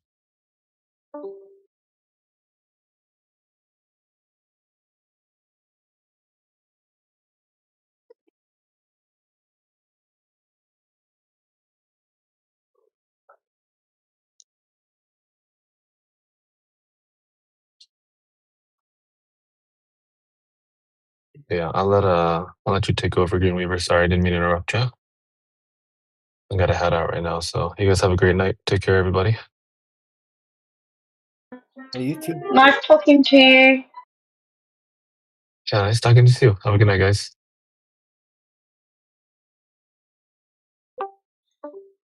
Sound like you're a musician, eh? Me? Yeah. It's my son playing piano in the background, but yeah, I'm a violinist. Okay, all right. Can we hear a little bit of it or what? What, me playing violin? Yeah, sure. Yeah, I have a whole bunch of like free Assange tunes out there in the ether. Okay. And then a lot of gypsy, and yeah, I've done a bit of activist violining, and then I've done a bit of, I guess, gypsy Yeah. violin. Okay. All right. Sure. And then can you sing Yeah. with it too, or just you just play? I do sing harmonies and stuff, like backing stuff. I'm not really I'm a bit of a smoker, so probably not great singer. Yeah, It's it's got all good good. Yeah, pitch. yeah, I like the natural voice. Yeah, so why not? Yeah. Yeah, no, I've probably smoked too long to have a great singing voice, but I've got good pitch.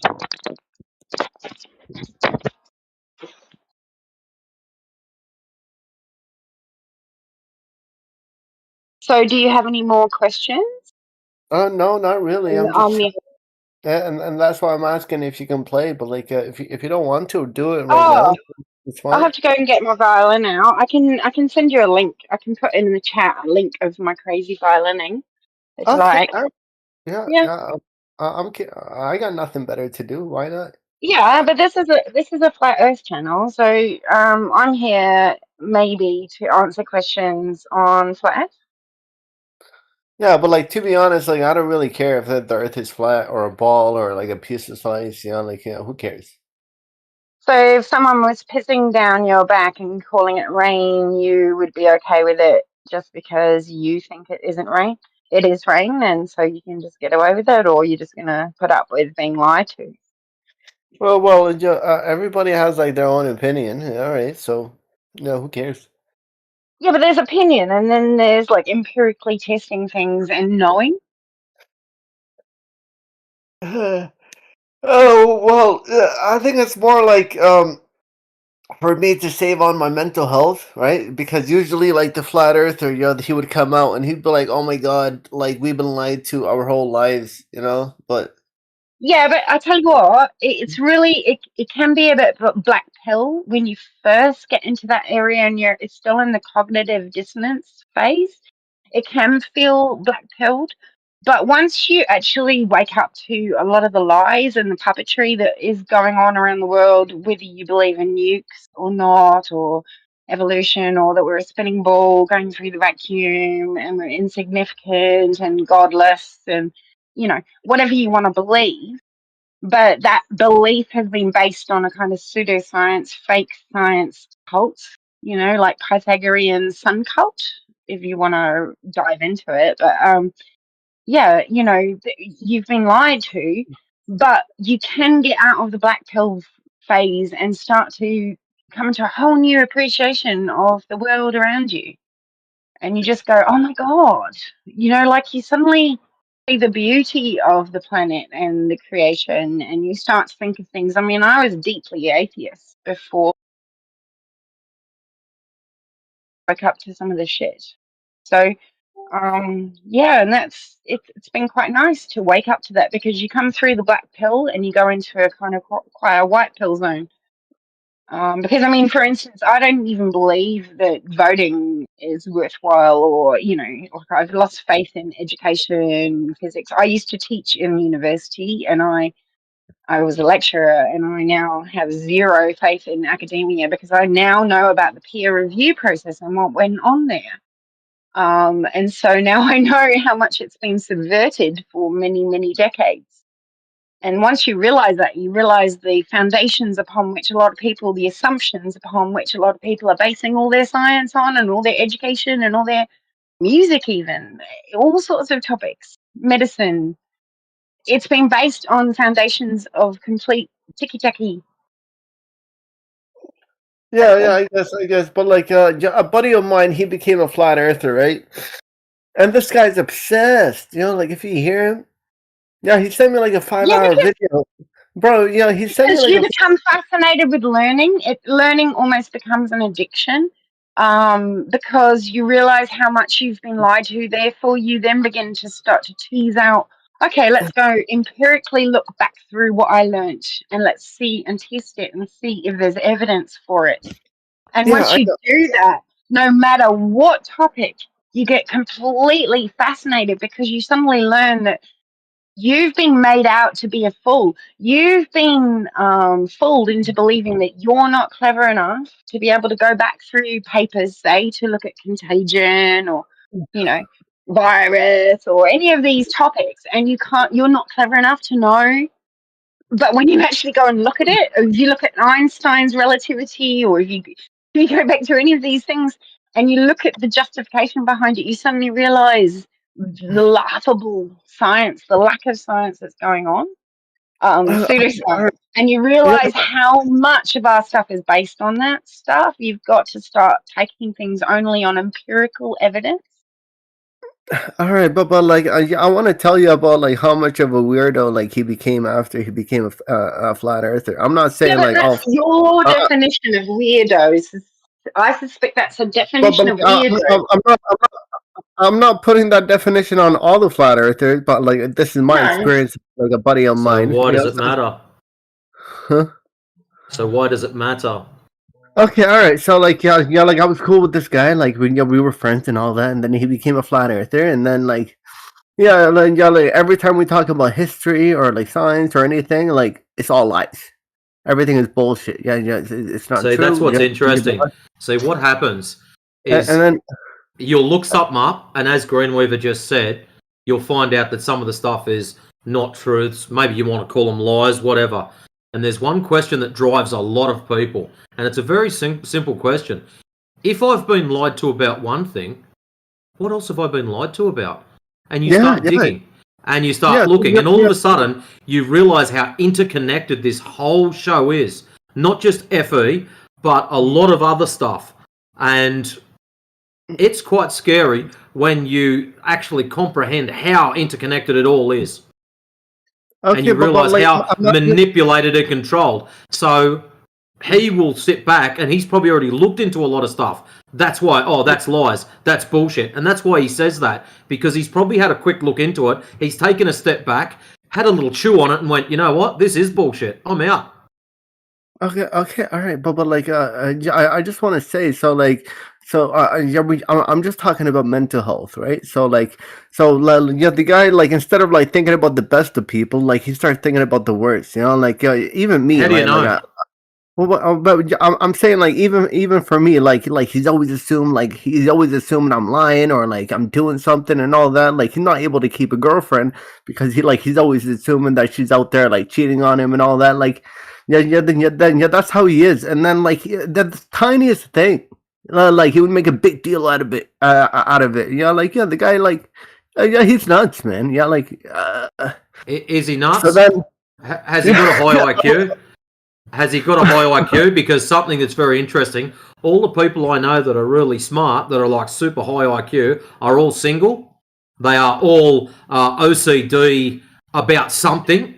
Yeah, very interesting. Everything you've just described there is someone that's high IQ.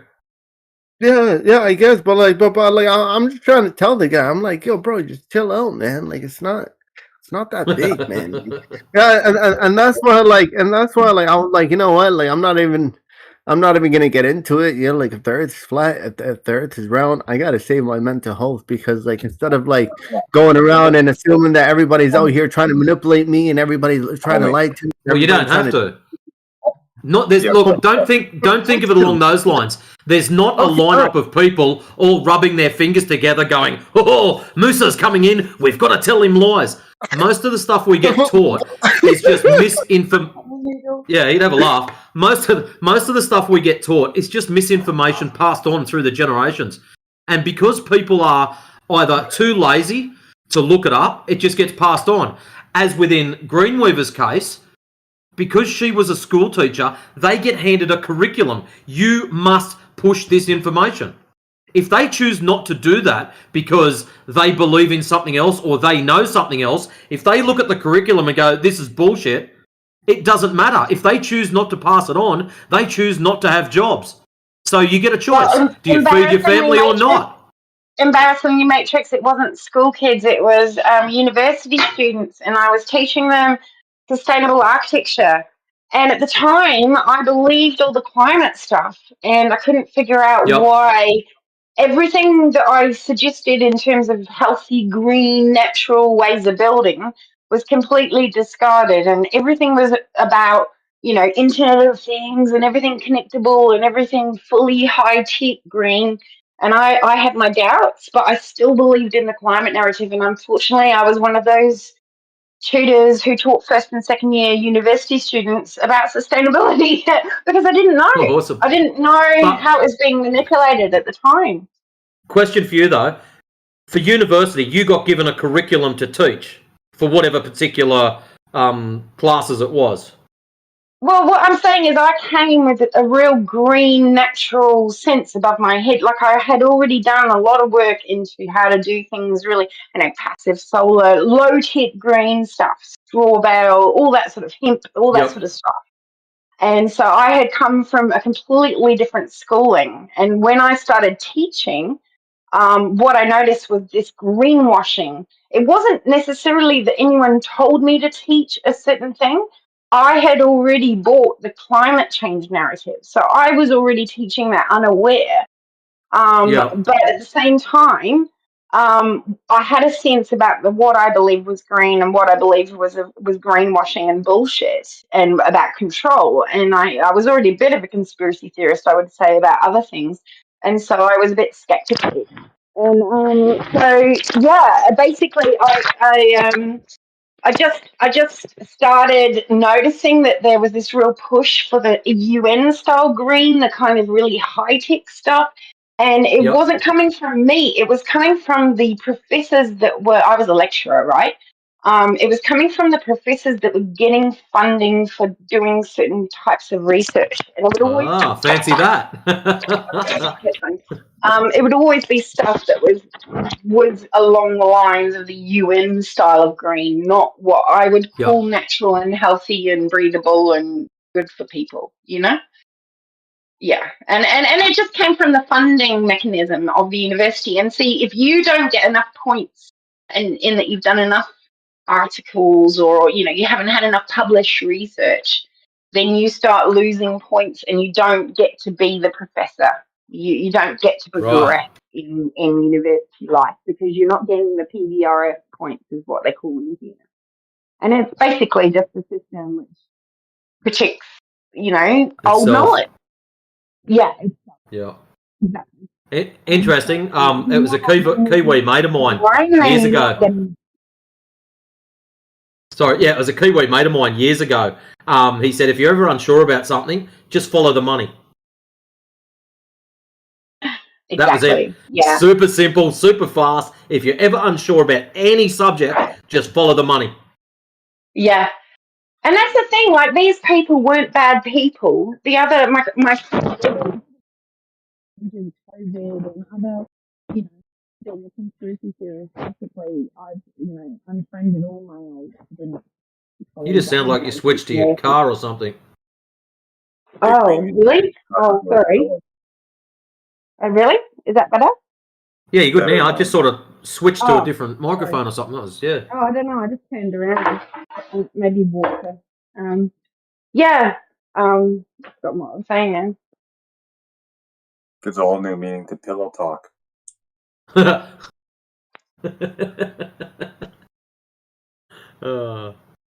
Don't scare him away, 20.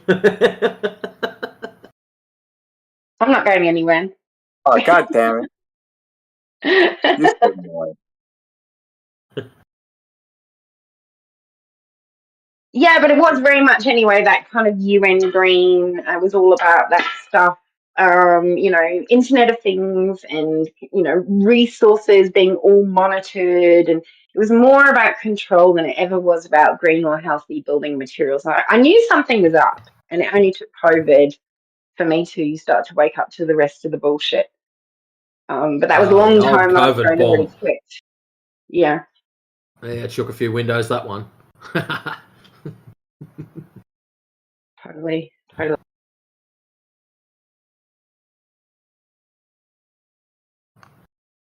So have we had much entertainment this afternoon, or?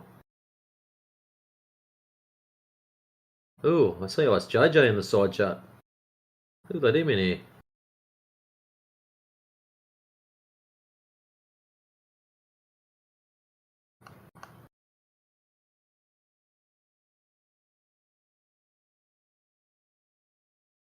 Ask for entertainment. Globey leaves. Globey leaves.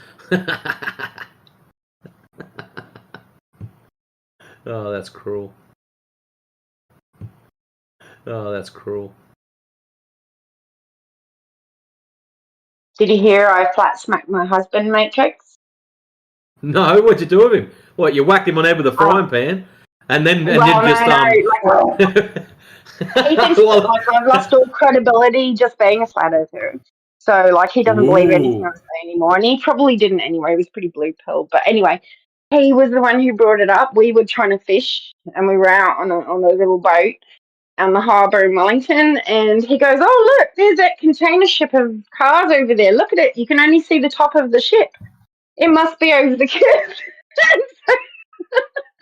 I got out my old marine traffic Google Maps and the rest, and worked out how far away it was, went to my trusty curve calculator, was like, oh, I should be under about 30 meters of curve. Like, let's see how cool it is. And they were like, I said, oh, it is 32 meters wide, but it's 50 meters tall. So, yeah, so you still should be able to see the top. And he was like, oh, no, to be fair, that's mostly mast. And then I was like, look, darling, do you realize you're on the side of the people who've just produced a photo of an eclipse from the moon, of the earth blocking the sun with the corona around it, like a diamond ring, like it's the perfect size to fit? And he was like, what's wrong with that? And I just went, darling, think about it. Think about it just for a second. You're on their side. I'm just telling you, and you're on their goofery. Like, if you believe that, that's up to you. And he just smiled and he just shut up. So he realised. He realised he's cooking dinner tonight. Very good, nice one. And that's all it takes is something practical. So a lot of people, it's like when you hypnotise people, you need multiple things to happen at the same time. And you need the story reinforced. You got to keep reinforcing. Global news, global logistics, global this, global that. That's how it keeps getting reinforced every day, constantly, every day. and you need to isolate them from the reinforcement and have two things happen. So number one, he saw it with his own eyes. Number two, he heard it coming from you. Number three, he heard it coming from himself. And that's probably all it'll take. And funny part is, one of my friends, her and her husband, exactly the same. She is a hardcore flat earther, and I'd love to bring her in here one episode so she can sit and listen to stupid globers come in. And her husband was just blue pill central, had to get home to watch the 7 o'clock news, all that kind of shit. He was a shocker. Anyways, very similar thing. They went out fishing one day and it was blah, blah, blah. Oh, I can see this from here. Where's your flat earth now? And she went, well, actually, you shouldn't be able to see that from there. That's how far away it is. We know that. Yeah. And he was just like, and had to, mumbled under his breath. And then about 2 weeks later, I don't know whether she hit him over there with a frying pan and reset him or what, but all of a sudden, he's more hardcore FE than all of us. Do you know about this? Do you know about that? And he's bringing it to us, and we're all sitting back going, yeah, mate. Yeah, we know that one. Yeah, we know that. Yep, we know all about that. When someone just starts into conspiracy stuff and all of a sudden they know more about it than everyone. He's one of them. We're all on a journey. We all have blind spots. I'm sure everyone we love, that we love to listen to and believe everything, probably has their own blind spots. We all have to realize that. But, I've always had a trouble because, Ian being an engineer and I'm an architect, it's quite challenging that I've been a 9/11 architects and engineers for 9/11 truth, and he's always denied the 9/11 free fall thing. And I'm just like, really? I can't. Oh wow, argue it. That's interesting that he's an engineer and he's and that blue pill. Honestly, my mate has tried. Like, he's a real Ocker Aussie and a real major activist around here. He does a lot of freedom activism, and he helped me with the Assange stuff. And he came around here and tried, because he's the head of the New Zealand 9/11 truth movement, really. Yep. And so he came around to try and talk to Ian man to man. It was hopeless, and it still is. Have you showed him? I think that comes down to the whole puppy dog rainbow thing. It's like, you just can't believe that the world is that fucked. Yeah, that's a lot of people just don't want to accept it. Have you showed him JFK to 9/11, that documentary? I've showed him a lot of stuff, and a lot of stuff, like he's come around to the fluoride, he's come around to the children's, with the jibby jab. He's come to a whole lot. Like, he realised the stuff that I was saying in May 2020 was quite... And it's starting to sink in now. It definitely all came to pass. Do you know what I mean? Like, so there's no way he can deny that. He believes, like, my latest flurry into flat earth has lost all my credibility, apparently. It's because of all the stuff on the internet. Flat earthers are stupid. Flat earthers don't have jobs. And a lot of our problems exist because of all of the stupid shit that's on the internet. And it's like, listen, mate, I'm sorry, we're not the Flat Earth Society. They're a different group. If you want to go over to them and call them clowns, please do so. Are the most intelligent people that I know. They're like, I really enjoy listening to even Alan and Shane and people doing load busters and stuff. I love, as much as it can be not tested and blah, blah, blah, they're off into the speculation realm. At least they're in there having a go. They're not just parroting shit off Wikipedia. I relish those type of people. Like, if it wasn't for you guys, me hanging around listening to 24/7 and me dipping into those kind of things, I would have no faith in the world of science or medicine or anything. Like, at least this feels like where people are that are dissidents, and they're testing things. I like it. It feels more science than anything that I've ever been presented as science previously. Well, if you want to do a cheap test, something simple that you can do with your husband in your own backyard, grab yourself a light meter. They only cost about $60. Like, I know money's not exactly growing on trees at the moment for everyone, but grab a light intensity meter so it reads in lumens or lux. And throughout the day, at given intervals, say every half an hour or every hour, take a reading of the sun for a full day, dawn till dusk. Right? So every half hour, take a reading and graph all these out. and graph the shape that it makes. Yeah. That is what happens out in reality. Now make yourself up a mock-up model. So basically draw yourself a great big circle on a piece of paper and mark out half-hour increments around that, which represents what the ball Earth would do. Set yourself a light over on another table and then get your light meter as where you've marked around this circle on these increments, take light meter readings. So pin your bit of paper down a given distance from the light, say 2 meters, whatever the number is, it doesn't matter, and take light meter readings around that circle, which would represent the Earth rotating. So if it was a ball, every hour these increments would represent where the light would be at that given time. And then graph that. And then the third one you do, get yourself along a wall, a straight line, and mark out increments evenly along that, and set a light source central, and then take light meter readings every increment all the way along, representing your 1 hour or half hour, whatever it was, and graph that. And then compare the 2 mock-up ones to what you get outside. So one of those mock-up ones. There's also So this is what amazing shadow sets where you can see that, like, as the sun sets in the distance, the shadows never get higher, do they? This has got nothing to do with that. This is something different again. This is to do with the inverse square law. But what will happen is you've tested reality, so you know what shape that will graph out. And when you've 2 mock-up ones, so now you get 3 options. Option 1, the circle one matches reality. Option 2, the straight line one matches reality. Option 3, none of them match reality, and we go back to the whiteboard and start again. Yeah. What's interesting about it is one of them doesn't match reality. I'm not going to tell you which one because you can go and do it yourself. And that is something you can show him and go, look, if the sun was in one position and we're rotating in front of it, that's what the ball would represent. That's what the circle on the paper represents. So every hour is 1 notch. Always use the refraction, get out clause, whatever happens. That's the problem with it.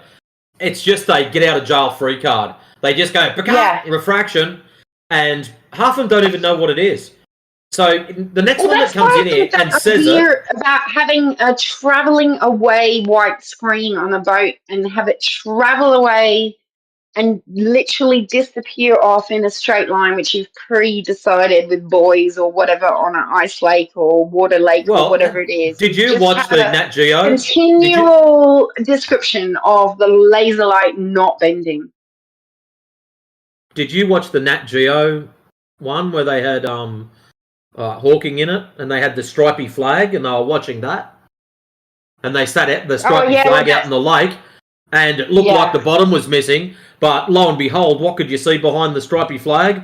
The horizon. The horizon. Behind it. Yep. Yeah. Do some long-range shots and eliminate all the bullshit. The long one from Wales. Have you seen the long shot? I don't think it's infrared, but it's incredible. And you can see the Swiss Alps from Wales. I think it's 750 kilometres. Yeah, I've seen a couple of those. They're pretty good. Yeah. Like the Jay Tolan media stuff, he's I think he's up to about 12 or 1,400 kilometres. That's insane. Yeah.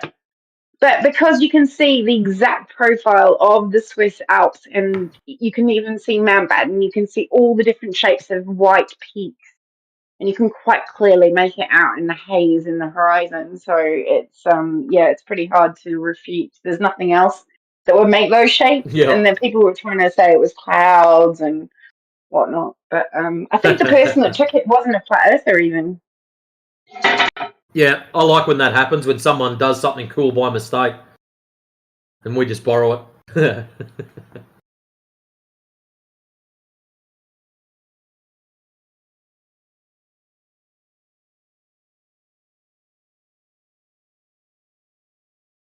Yeah, even yesterday on the boat, the lighthouse that I was pointing to after the whole ship fiasco with my husband, I was pointing to the lighthouse, and it's right on the beach. Like, it's a few meters up, and then it's probably a few meters tall. But from where we were, the lighthouse shouldn't even have been visible.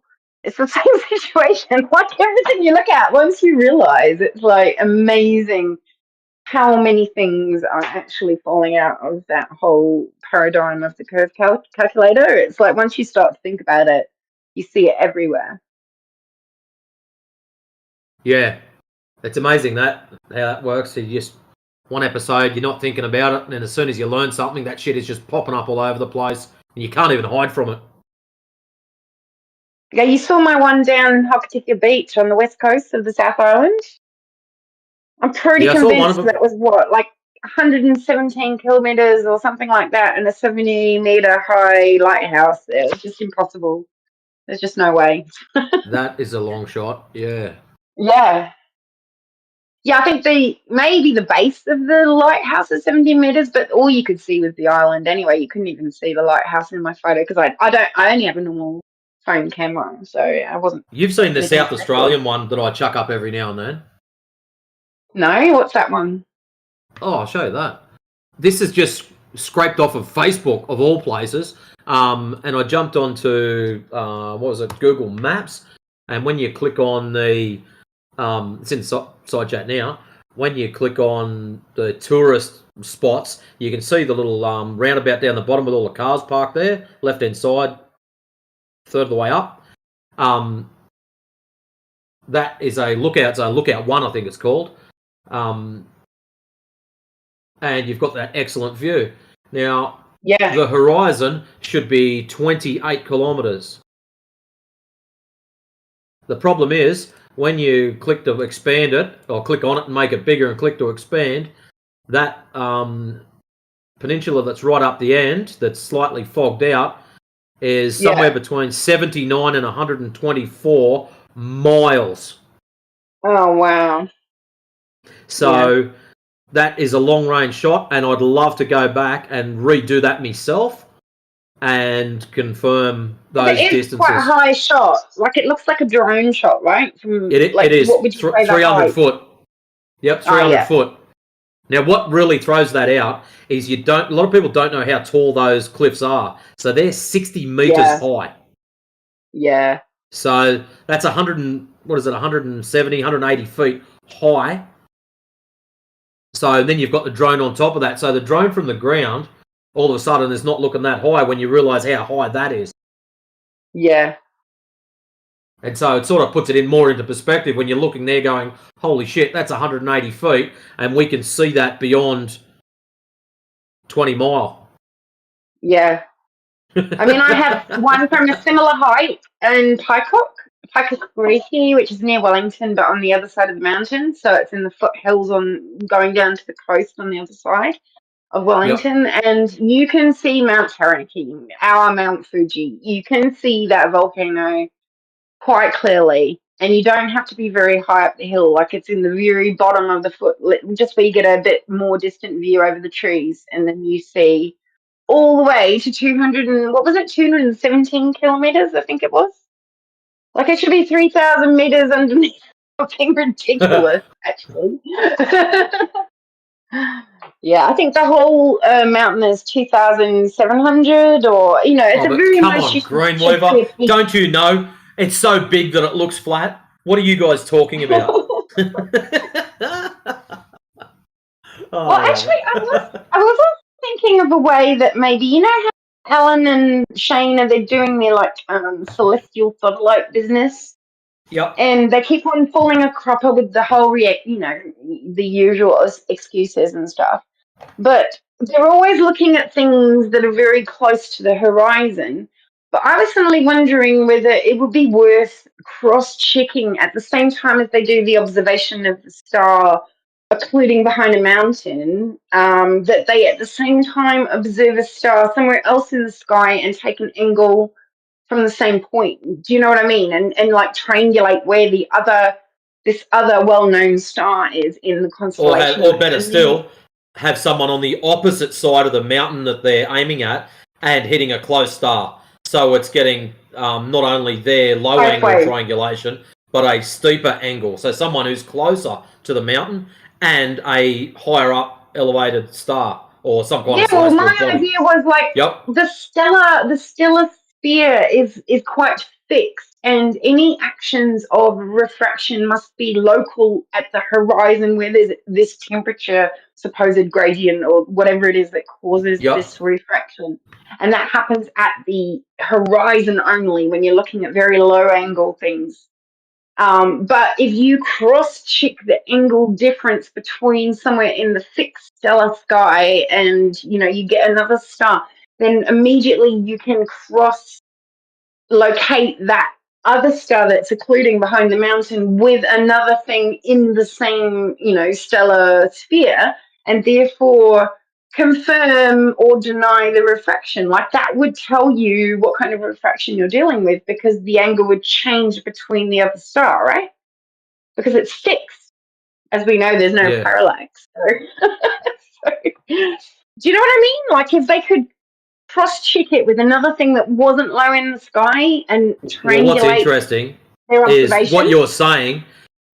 That's the reason why when you're doing cell nav, you don't do extremely low stars on the horizon. Once you get below a certain degree, they don't use them because of all the optical abnormalities that they get. So it messes up their readings. So they'll aim for something a bit higher. But then you'd be able to confirm or deny the refraction. Like, in a way, it would give you an amount of refraction to be expecting. Because even top physicists or whatever are saying that the most refraction you can argue for is like 10%, maybe 15 tops. The issue with it is, all they can argue for is there is refraction. They can't give you an amount unless they've got exact temperature readings, exact air pressure readings, exact humidity readings, and there's a great big pole that goes up bloody 20 miles up in the sky, and every single meter up it, there's some kind of sensor that takes those three. They're never going to ever work it out. All they're going to do is refraction. How much is there? Oh, I don't know. I just slide the slider on in Bisland's calculator, and there you go. That's what it looks like, and that's all we're ever going to get. That's why I think the refraction argument is the one worth attacking at the moment with the most gusto. Do you know what I mean? I understand what you're saying, but the hard part is the one that we need to somehow debunk the hardest. The hard part is the amount of variables there are that all attribute to I'm going to say atmospheric refraction. As much as I hate the term, there's air pressure can modify it. Temperature is the big one. Humidity is another big one. So with temperature being the main one. Now, unless you know what the temperatures are between given points, you're never ever going to be able to predict how much or how little it's going to happen. So unless you've got some kind of crazy grid array set up between you and where you're looking at, say over a 10-mile distance, every so many 100 yards you've got a sensor, and that's horizontally, and then vertically every so many yards we've got a sensor, so it makes this kick-ass great big grid, and then we sit and make observations through this grid whilst we've got all these sensors running to confirm or deny what these pressure, temperature, and humidity readings are, and then we compare those to see what the light's doing. We're just guessing. Seriously. That's what annoys me. They would still cope. Even after all those measurements were given, they'd probably still cope massively. But I'm just thinking, something like my suggestion, not that I have the money to do it, but that if you had a white screen and some temperature sensors that did do that sort of thing vertically and horizontally as it moved, and the laser stayed on and focused on that white screen, then you had it go. But you need the readings between you and it. Yeah, but that's what, if you have the readings being taken on the very thing that is moving the sensor and the screen away. Yeah, FE Core did that. Yeah. Did they? FE Core, in their big test where they did the 5, they actually took readings at the laser and then readings at the target.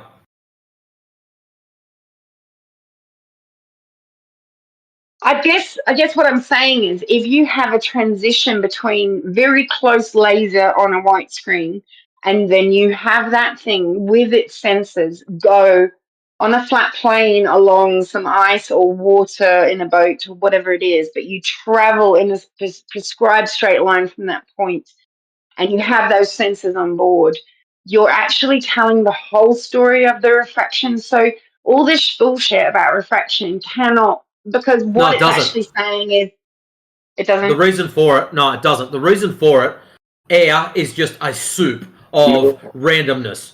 That's the best way to describe Right. it. So if you have, say, over a 10-mile distance, if you have 5 sensors evenly spaced out, and on top of those sensors, 5 sensors stacked vertically, thanks, Mohammed, 5 sensors stacked vertically, they will still complain that there's not enough sensors in between. That's the problem. I guess. It doesn't matter what you do. You could have 50 of them stacked evenly, and they'll still complain that it's what about the bit in between? Yeah, but Air the is people just a soup of complaining, to be craziness. fair, the people complaining are, to be fair, probably the anti-flat earthers, and they're not going to be budged are. anyway, because I think either they are going to be paid or they are so passionate about their space boy, NASA boy, fan shell, soy boy thing that they're never going to get over it. But what the thing you're not accounting for is all the other people that see that. You see all the other more reasonable minded people. I'm not talking about the anti. Those people are lost. Like they're in the source. I get it. Totally. But I mean, the act of it, it cleans up all the possible arguments for anyone rational. I'm not saying it's going to clean it up for the people that are really anti. Well, I understand what you're saying. If we can nail that to the ground, it's going to get rid of a lot of problems. Like, if we had some way of just snapping my fingers and turning the refraction off, so next time someone does a long-range shot, excuse me for a second, now do your photo, do your laser, whatever, and we could shut it off completely, or find some way of removing from the argument. And I guess what I fully get why other people used to question people's definitions of refraction, because it was just a word that was thrown. Oh, I'm going to use this word and get myself out of trouble because I know nothing. That's why there was a lot of definition arguments of the last couple of years. And I fully understand why that was done, was to get rid of the bullshit. So whenever kids come in and just blurt it out, yep, we're going to shut this down, define it, here's the definition, go away. I get that, and some people hate it. I get that too. I'm not going to stick my flag in the ground and go, hey, either way. Like, I understand what both sides are saying, and I understand why it was done. And it's because it's so hard. There's no formula, official way of predicting how much refraction there's going to be. That's the issue. If we had a perfect way of predicting it flawlessly every time, the first question would be, what was your air temperature? What was your air pressure? What was the humidity readings? Anytime anyone does a long-range shot with a laser or a long-range observation, you'd hit them up with those 3 things straight away. Okay, so once you've got that, if we had a way of predicting it truthfully and correctly, you'd have that information, then you'd go, right, we would be expecting this much. When you've taken your photo, yes, we've got that much, so our predictions match what you've taken. But this doesn't happen. We don't have that capability. But there's a silver lining to this, though. In the end, right, it's their responsibility when it comes to the refraction thing. Because they're the ones that have the so-called science behind them. They're the ones that have the quasi-official modelings of how this is supposed to work, right? So even when we use their standards, it doesn't add up. And then when you press them and you say, okay, if this is not enough, what do you need? Oh, you do need the air pressure, humidity, and temperature. Okay, how do we configure that? They don't know, right? So their current standards is flawed, but our stuff is still beating them. And if they want more, then anybody can hear me? Yeah, dude, but I'm talking. Hold on. Right? Their standards flawed. It still beats them. Okay, so what do you want? Okay, we'll come up with a new model. We'll test it against that. But as you said, having a data set right? Where you have like this array, horizontally and vertically along the line of sight every X interval. Like that's a lot of work, right? Over miles. They're not going to do that. So they kind of shot themselves in the foot in a way. Anybody can hear me? Yeah, yes, dude. bro, we can hear you. Okay, thanks. But so yeah, you know what I mean? Like they're kind of keep going, bro. Keep going. themselves into a corner. Dude, do you really have something to say? Go ahead, fuck. Muhammad, please speak up. What's on your mind today? You mean me? Yes, you. Yeah. Well, what? That's what we're asking you. You've interrupted No, 3 my name is times not now. Muhammad. I can't hear you good. What do you You want? can tell us. I don't want anything. Okay, why are you interrupting then? Fuck. You بتشتم me. Yeah, you. Okay, thanks. Keep going. I mean, I was kind of done, but Anyway, back to you, Bro, Mason. keep going. Just keep going. Why you make big things from small things? Okay, silence. Yeah. Shut the fuck up. Go ahead, Matrix. You follow what I'm saying? Oh, I get what you're saying. Like, that's why the other side of it too, when they do come in and do their refraction, as soon as they do squawk that, you know damn well they've thrown any physical claims clean out the window. So their claim is not that it's a curved surface, that it's a curved light. And that has nothing to do with the surface. So, yeah, if they want to squawk refraction, as far as I'm concerned, you're talking about curved light, not about curved ground. Please go right ahead, tell us about your curved light, and then I'm going to ask you how you measured the ground afterwards. Yeah, they go hand in hand, eh? No, they don't. They're two separate functions. Curved light is one thing, curved ground is something else. No, you can have curved ground and the light can do whatever it friggin' wants above, and you can have curved light and the ground can do whatever it wants below. They are both separate entities, not related. They are separate, right? But their argument tries to entangle both of them at the same time. They're trying to get a 2 birds with 1 stone type of argument out. Good luck. Yeah, because I'm over it, and yeah, I'm probably just gonna be not too nice to people when they just come and squawk refraction, because that just to me is, I don't know, I'm backed into a corner, so I'm just gonna try to play my get out of jail free card, and your get out of jail free card is burying yourself with more shit. So, pro tip for young globers, don't come in here squawking refraction. It's not going to get you out of jail. It's going to bury you. Yeah, I've found that this argument has kind of been slowly being refined, especially with DJ's work. Yeah. Right? He's been doing a lot of that as of late. I kickstarted something maybe about a year ago with the Walter Bislin calculator and the Black Swan, right? Just using their calculator and shit. And I don't know, like that kind of sparked some thought. The more and more we talked about it and brought up these finer details, the more, at least for me, I could see how they just couldn't answer. Right? They don't know. And that's what they're using it as a get out of jail free card. To them, they've got this mindset that if I throw the word refraction out there, they're going to talk about refraction for the next half an hour, and I'm going to be able to sneak out the back door because I really don't know what I'm talking about. But hey, this is a great way of getting out of it.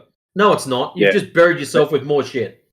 You've just admitted you know absolutely nothing, and you've got no proof of physical curvature, so now you want to talk about light curvature, which you don't even know in the first place.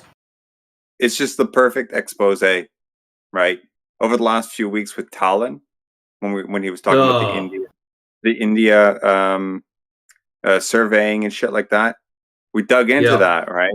Several times over and over again. Like, the guy's fucking retarded, man. Kept coming back and answer the question. It's simple parsing out this difference that they expect from what they expect versus what they actually get. Parsing out how much of this difference is caused by X, Y, and Z. How do you do that? You don't know. Okay, you're just guessing. That's fine. But hang on a minute. What did you just say? The difference between what they would, and what they expect. What are they measuring that difference off? So that's how quick we could have shut that down. They are measuring that difference, guessing off of a model. Right, so they've already created a model, so they already had an idea of what they would expect. So how did they get the model in the first place? Exactly. That's a whole other point. Right. But supposedly, according to him, if I remember correctly, there was a way, at least the way he framed it, that basically they can average out some shit and infer what the ground actually is curving, or the rate at which the ground is curving from that. Right. So it's like this is the clean slate from which the entire modeling arises, allegedly. Right. So even with that in mind, how do you break apart all the components to isolate out the ground component, the ground curvature rate, all that stuff, from the light bending? How do you do that? And they can't, or at least it has not been expressed to us how that's done. And the same thing happened earlier with the Warriors guy. I mean, that guy was just high as fuck. He couldn't answer a fucking question. Anyway, but that detail arose also somewhere in the conversation. Now, it's pretty across India. Turned out to be pretty good. Across India, isn't that known for being very humid and somewhat warm across very particular parts of it? I know it's hot, but humid wise, I don't know. So maybe